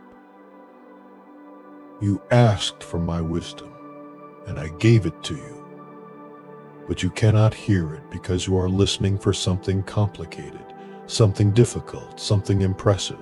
You think wisdom must be profound and mysterious. But true wisdom is simple, so simple that the complicated mind overlooks it. He held up the basket he was making. This basket is Buddha nature. These hands weaving are Buddha nature. This moment of making is Buddha nature. Everything is Buddha nature. Everything is enlightenment. There is nothing that is not it. But if you are looking for something special, something beyond this ordinary moment, you will miss it. You will spend your whole life searching for what is right here, right now, in every simple action, in every ordinary moment. The scholar began to understand. He had been studying Zen for years, reading complex texts, trying to grasp profound concepts. But Layman Pang was showing him that all of that was missing the point. Zen was not about gaining knowledge or achieving special states. It was about being fully present to life exactly as it is, washing dishes while washing dishes, making baskets while making baskets, resting while resting. So enlightenment is just living? The scholar asked. No, Layman Pang said. Living is just enlightenment. There is no living separate from enlightenment. There is no enlightenment separate from living. They are the same thing. When you understand this, you stop seeking. You stop trying to become someone special. You simply live. Fully, completely, in each moment. And this is freedom. Dear friend, you have been seeking rest as if it were something special, something to achieve, something beyond ordinary experience, but rest is just rest, not something mystical, not something profound, just this. Just your body being still, just your breath moving softly. Just this moment of being here. This is rest, nothing more, nothing less. And it is enough. It is enough. You do not need to make it special. You do not need to achieve some perfect state of relaxation. You just need to be here. To allow what is, to stop fighting, to stop seeking something more. This moment exactly as it is complete. Your experience, exactly as it is perfect. Not because it feels perfect, but because it is real. It is what is actually happening. And reality is always perfect. Even when it includes discomfort, even when it includes restlessness, even when it includes thoughts that will not quiet. All of it is part of this moment. All of it is part of this moment. All of it is part of reality. All of it is Buddha nature. All of it is enlightenment. So stop seeking something beyond this. Stop waiting for some better moment. This is the moment. This is it. This is all there ever is. And when you truly accept this, when you truly rest in this, You discover a peace that needs nothing to be different. A peace that exists right here, right now, in the midst of whatever is happening. Let your whole being settle into this acceptance now. This is how things are in this moment. And this is okay. More than okay. This is perfect. Not because it matches some ideal, but because it is true. It is real. It is what is. And you can rest in what is. You can be at peace with reality, exactly as it shows up. This is the deepest rest, not the rest that comes from perfect conditions, but the rest that comes from perfect acceptance of imperfect conditions. Your body is so deeply relaxed now.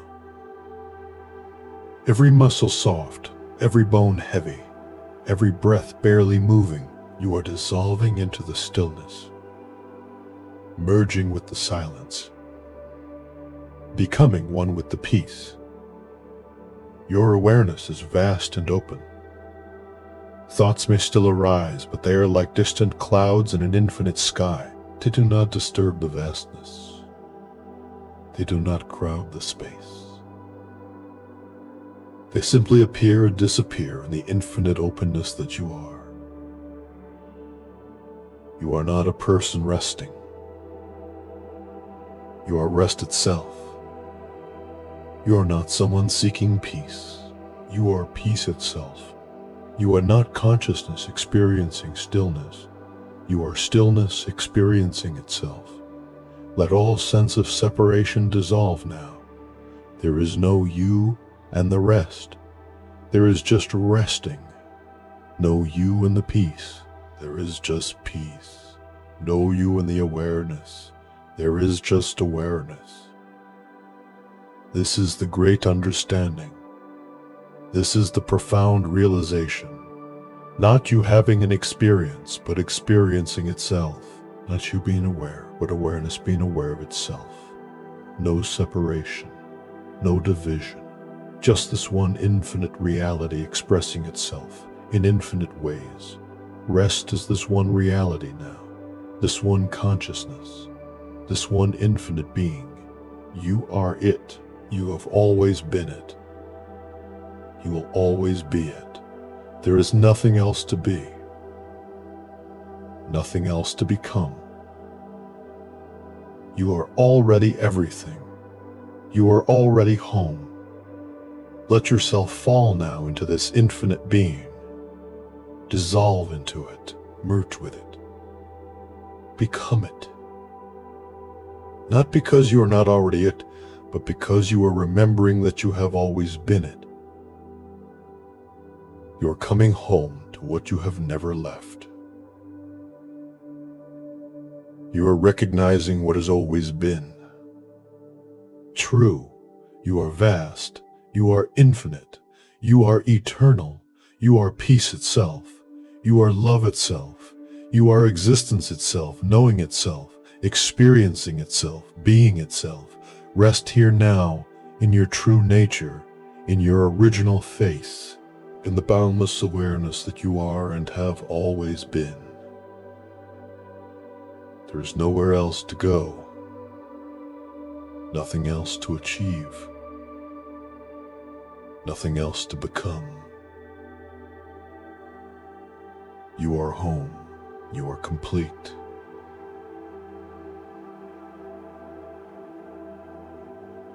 You are whole, and you are at peace, forever and always, in this moment and in every moment.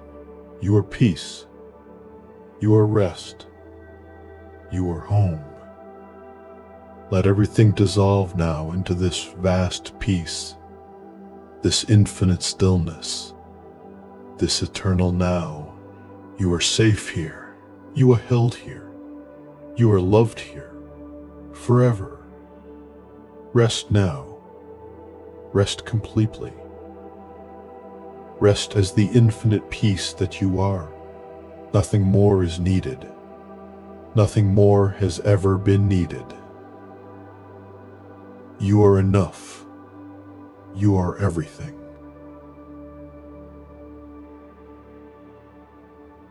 And now we arrive at the final passage of our journey together, dear soul. We have traveled through so much tonight. Through stories of seeking and finding, of resistance and acceptance, of the illusion of separation and the truth of oneness. You have opened yourself to these teachings. You have allowed them to work on you, and now we rest in the deepest silence, in the most profound peace, in the very heart of being itself. Your body has become so still that you may have forgotten it entirely. It has dissolved into the great stillness. It has merged with the silence. There is no longer a sense of body in space. There is only this vast, open, peaceful presence. This is beautiful. This is exactly as it should be. You are resting so deeply now that form itself is fading, and only the formless remains. Your breath has become imperceptible.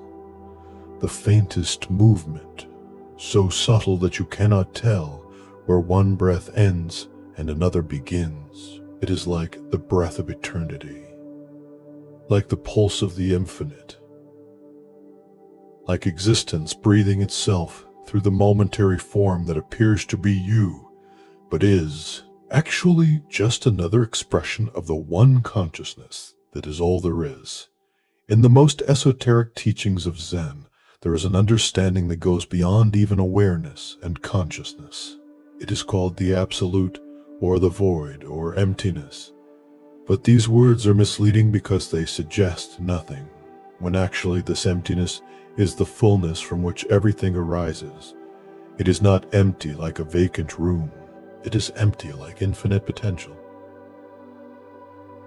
like the space that makes all form possible, like the silence that makes all sound possible, like the stillness that makes all movement possible. This emptiness is what you truly are, not the awareness that was mentioned earlier, though that is closer to truth than the body or the thoughts. But even awareness is still something. Even consciousness still has a quality, a presence. But before awareness, before consciousness, before existence itself, there is this emptiness, this void, this absolute nothing that is simultaneously absolute everything. It cannot be described because description requires something to describe. It cannot be understood because understanding requires a subject and an object. It can only be pointed to, and even that pointing creates a sense of something that is not quite accurate. But tonight, in this deep rest, you may catch a glimpse of it, a taste of it, a moment of dissolving so completely that even the one who could dissolve disappears. Let me tell you about a master who lived from this place. Her name was Mazu, though she was known simply as Empty Moon. She lived alone on a remote mountain, in a small cave that could barely fit her sitting form. She had no possessions except the robe she wore. She did not come down from the mountain to beg for food. She ate what little grew wild in the rocky soil. She drank from a stream. She sat in her cave day and night, year after year, merging so completely with emptiness that there was no longer anyone there to merge. For 20 years, no one saw her. Then one day, a monk who had heard legends about the hermit on the mountain decided to seek her out. He climbed for 2 days through treacherous terrain. Finally, he found the cave. It was so small, so simple, so bare, that at first he thought no one lived there. But then he saw her, sitting so still that she seemed to be part of the rock itself. The monk prostrated himself at the entrance and said, "Master, I have traveled far to receive your teaching. Please share with me your wisdom." Empty Moon did not move. She did not open her eyes. For a long time, there was only silence. The monk waited, thinking perhaps she had not heard him. He was about to speak again when she finally opened her eyes and looked at him. What he saw in those eyes was so profound that he could not speak. They were not the eyes of a person. They were like looking into infinite space, like looking into the void itself. There was no one there, no self, no identity, no teacher looking at student, just this vast empty presence, just this boundless awareness, just this. What do you seek? Empty Moon finally asked, her voice like wind moving through emptiness. I seek enlightenment, the monk said. I seek to understand the true nature of reality. I seek liberation from suffering. Who seeks? She asked. The monk was confused. I seek. I am the one seeking enlightenment. Show me this eye, Empty Moon said. Bring it here so I can see it. The monk looked within. He tried to find the I, the self, the one who seeks. But he could not locate it. It was not in his body. It was not in his thoughts. It was not in his feelings. The more he looked, the more elusive it became. I cannot find it, he finally admitted. Then who is seeking enlightenment? Empty Moon asked. The monk sat in silence, deeply confused. If he could not find the one seeking, then who was seeking? The question itself seemed to dissolve. How can there be seeking without a seeker? How can there be a path without one who walks it? How can there be enlightenment without one to be enlightened? You see, Empty Moon said, the seeking itself creates the seeker. The moment you seek enlightenment, you create the illusion of someone who is not yet enlightened. The moment you seek liberation, you create the illusion of someone who is bound. But there is no one bound. There never has been. There is only this emptiness appearing as all things, experiencing itself as all things, but never actually becoming anything. She gestured to the cave walls, to the mountain, to the sky beyond. All of this is empty. Not empty of substance, but empty of inherent existence. Nothing exists by itself, separate from everything else. Everything is interdependent, interpenetrating, constantly changing. And at the deepest level, everything is the same emptiness, taking different forms. The rock is emptiness. The water is emptiness. You are emptiness. I am emptiness. And emptiness is not nothing. Emptiness is the pregnant void from which all things arise, and to which all things rise, and to which all things return. The monk listened, trying to understand with his mind, but Empty Moon shook her head. Do not try to understand. Understanding is still the mind grasping. Instead, just be. Just rest. Let yourself dissolve into the emptiness. Let the boundaries fade. Let the sense of being a separate self fall away. Not through effort, but through release. Not through doing, but through undoing. Let go of everything until even the one letting go disappears. The monk stayed on that mountain for many months. He sat in front of Empty Moon's cave. He watched the clouds. He listened to the wind. He felt himself slowly dissolving. His thoughts came less frequently. His sense of being a separate person grew fainter.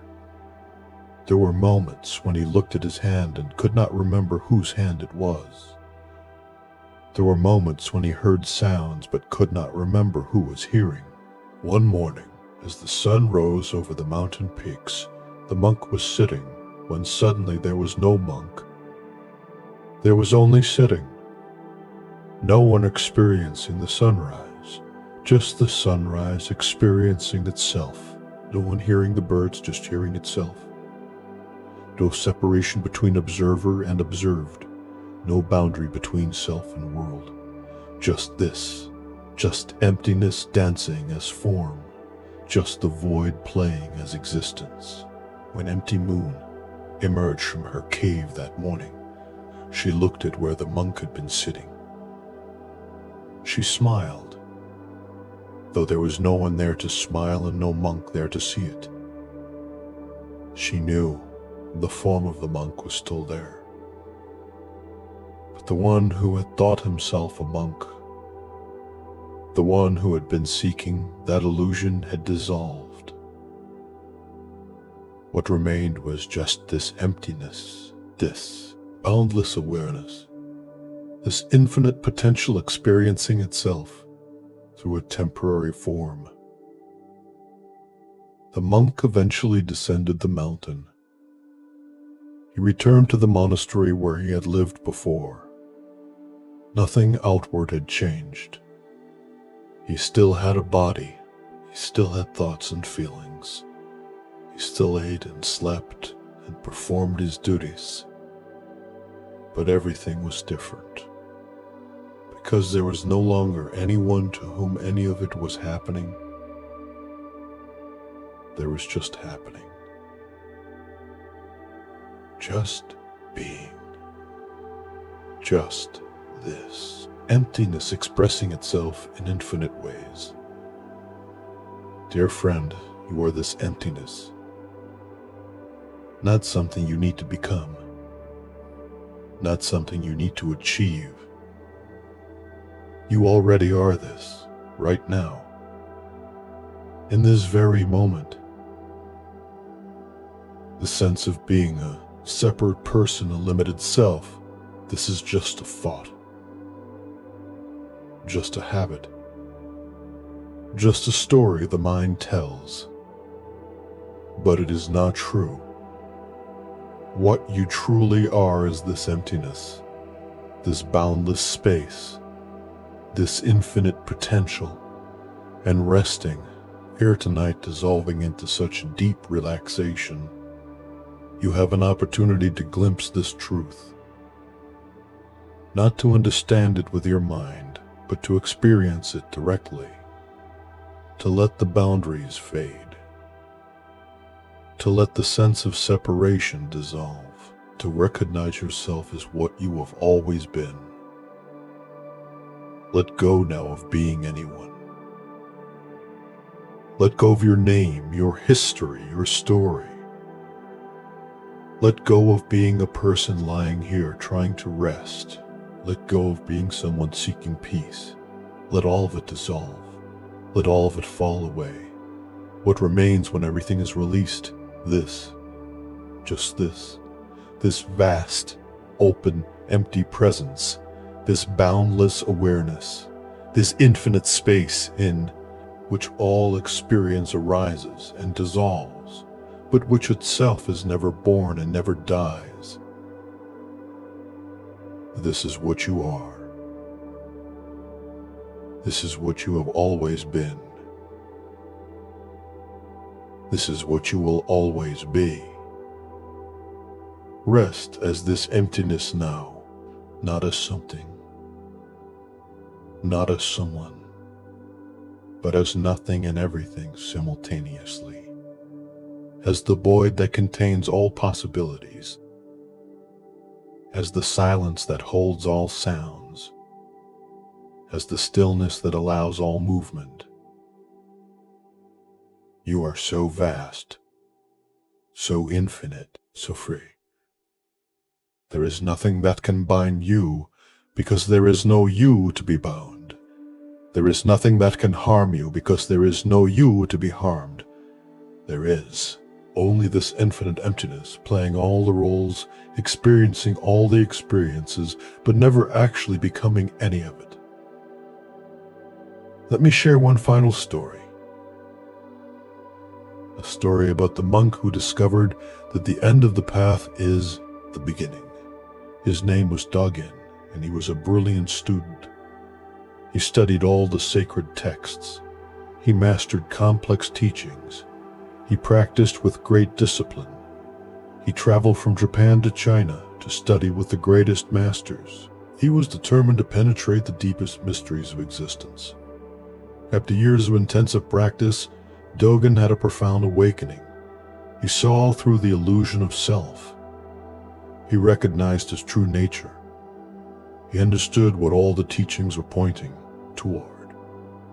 He was enlightened and he knew it. He returned to Japan filled with this knowing, ready to share what he had discovered. But something unexpected happened. The more Dogen tried to hold on to his enlightenment, the more it seemed to slip away. He found himself becoming proud of his achievement. He found himself judging others who had not reached his level of understanding.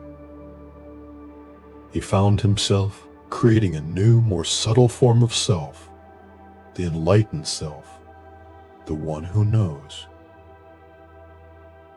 the one who has arrived. One day, walking through a forest, Dogen suddenly stopped. He realized what he had done. He had turned enlightenment into another attainment, another achievement, another identity. He had created a new prison, more subtle than the old one, but still a prison. The enlightened self was still a self.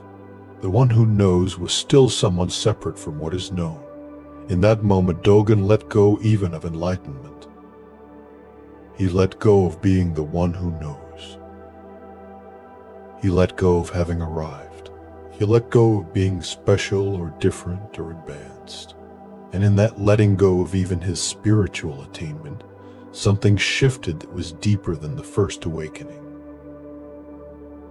There was no one left, not even an enlightened one, just this forest, just this moment, just this breath, just this step.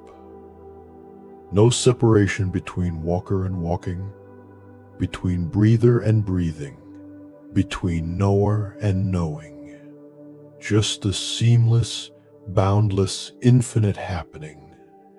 Dogen stood in the forest and wept. Not tears of sadness or even joy. Tears of relief. The burden of being someone, even someone enlightened, had finally been released. What remained was so simple, so ordinary, so completely this. He continued walking. He returned to his temple. He taught students. He wrote profound texts. But now there was no Dogen doing any of it. There was just teaching happening, writing happening, living happening.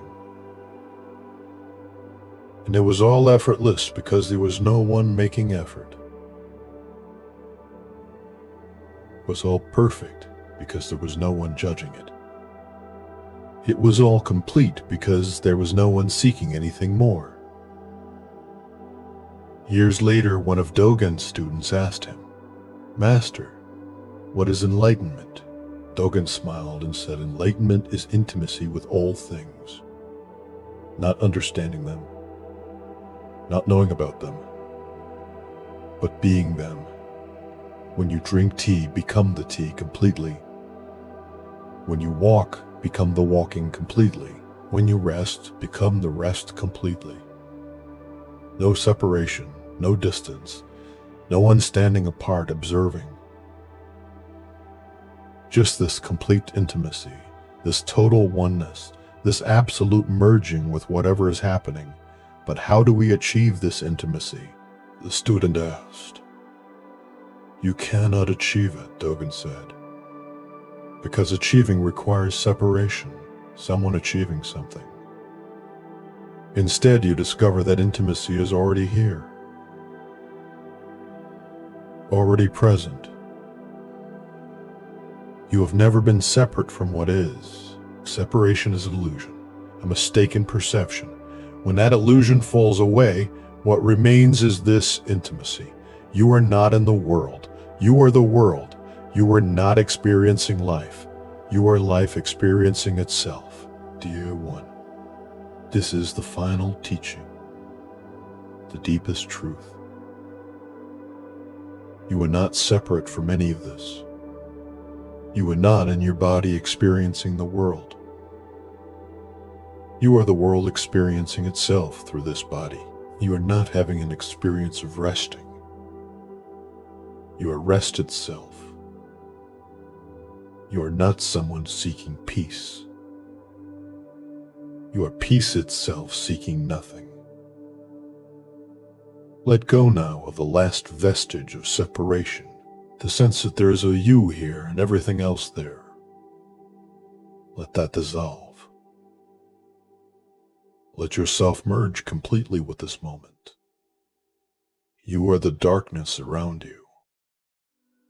You are the silence. You are the stillness. You are the breath breathing. You are the peace being peaceful.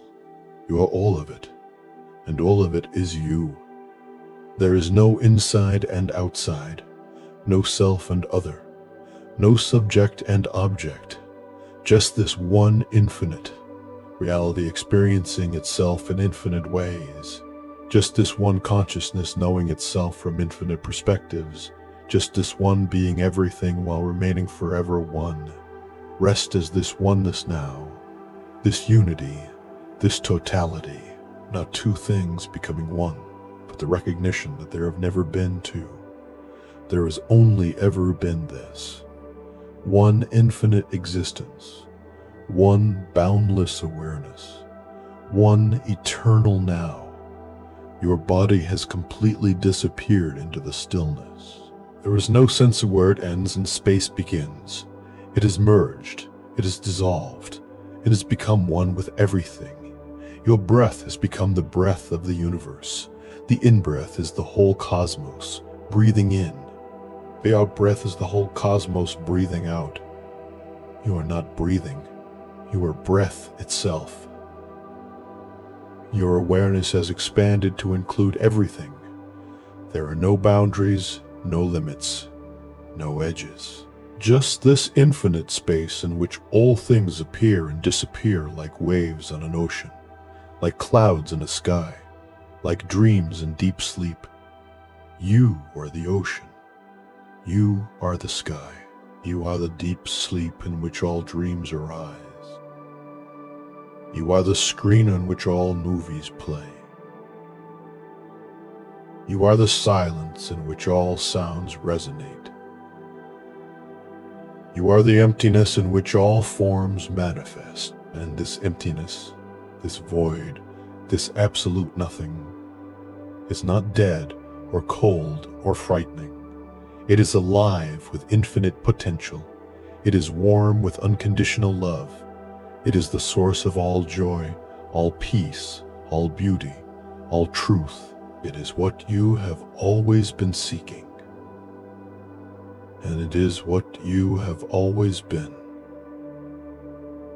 Rest here now, in your true nature, in your original face before your parents were born, in the beginningless beginning and the endless end, in the eternal now that contains all time and transcends all time, in the infinite here that contains all space and transcends all space. You are home. You have always been home. There has never been anywhere else to be. The journey was illusion. The seeking was a dream. The separation was a misunderstanding. You are here. You have always been here. You will always be here. Because here is all there is. And you are here. You are this. You are home. Let everything dissolve now. Let all form fade. Let all thoughts cease. Let all sense of self disappear. What remains?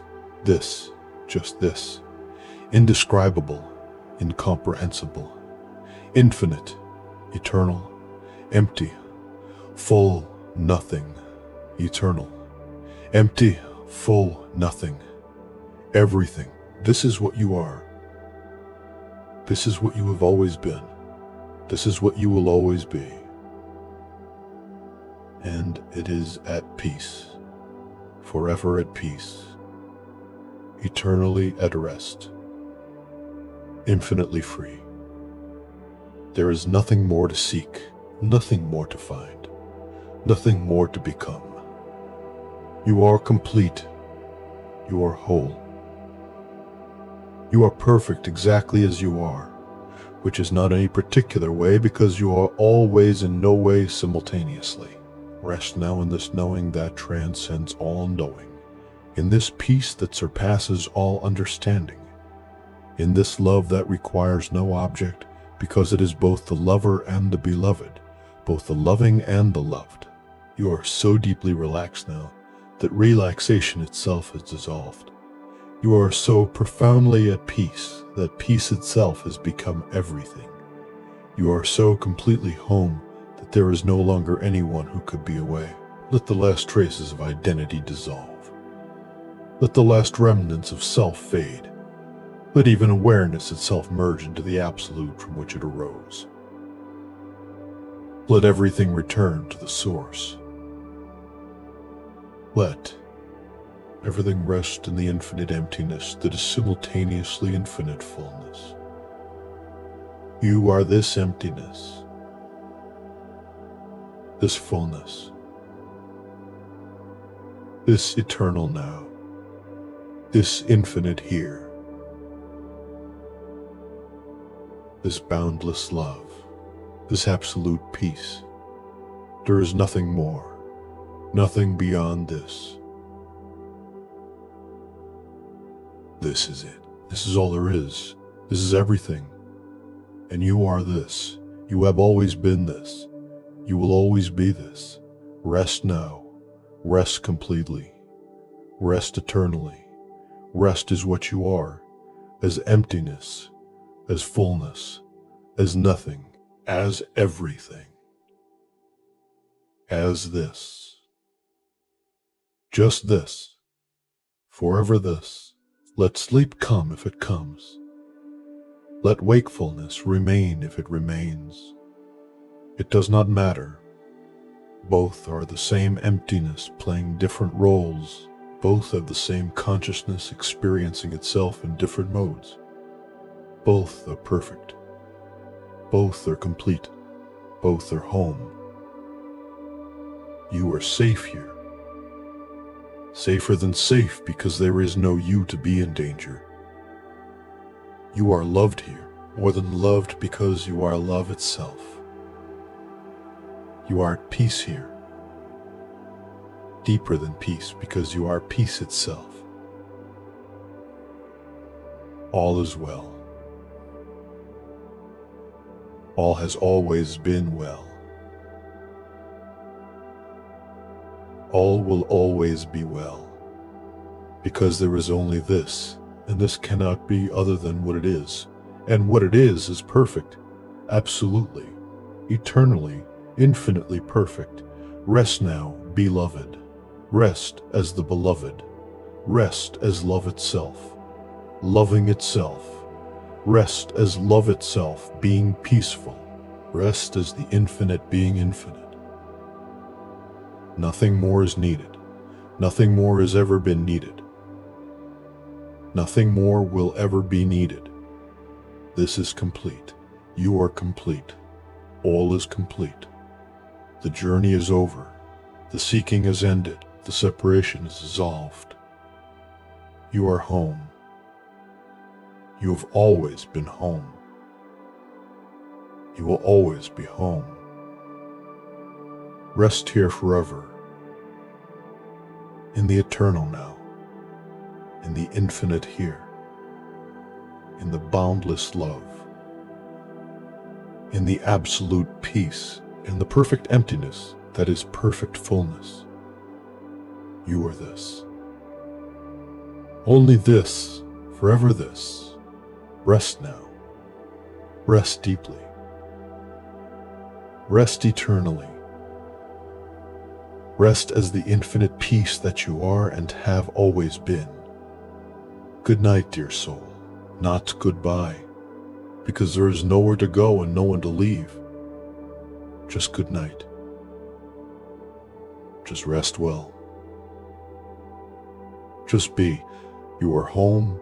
You are peace. You are love. You are everything. You are nothing. You are this. Rest now, forever. In peace, in love, in truth, in this, all is well.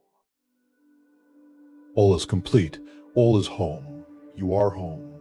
Rest, peace, love.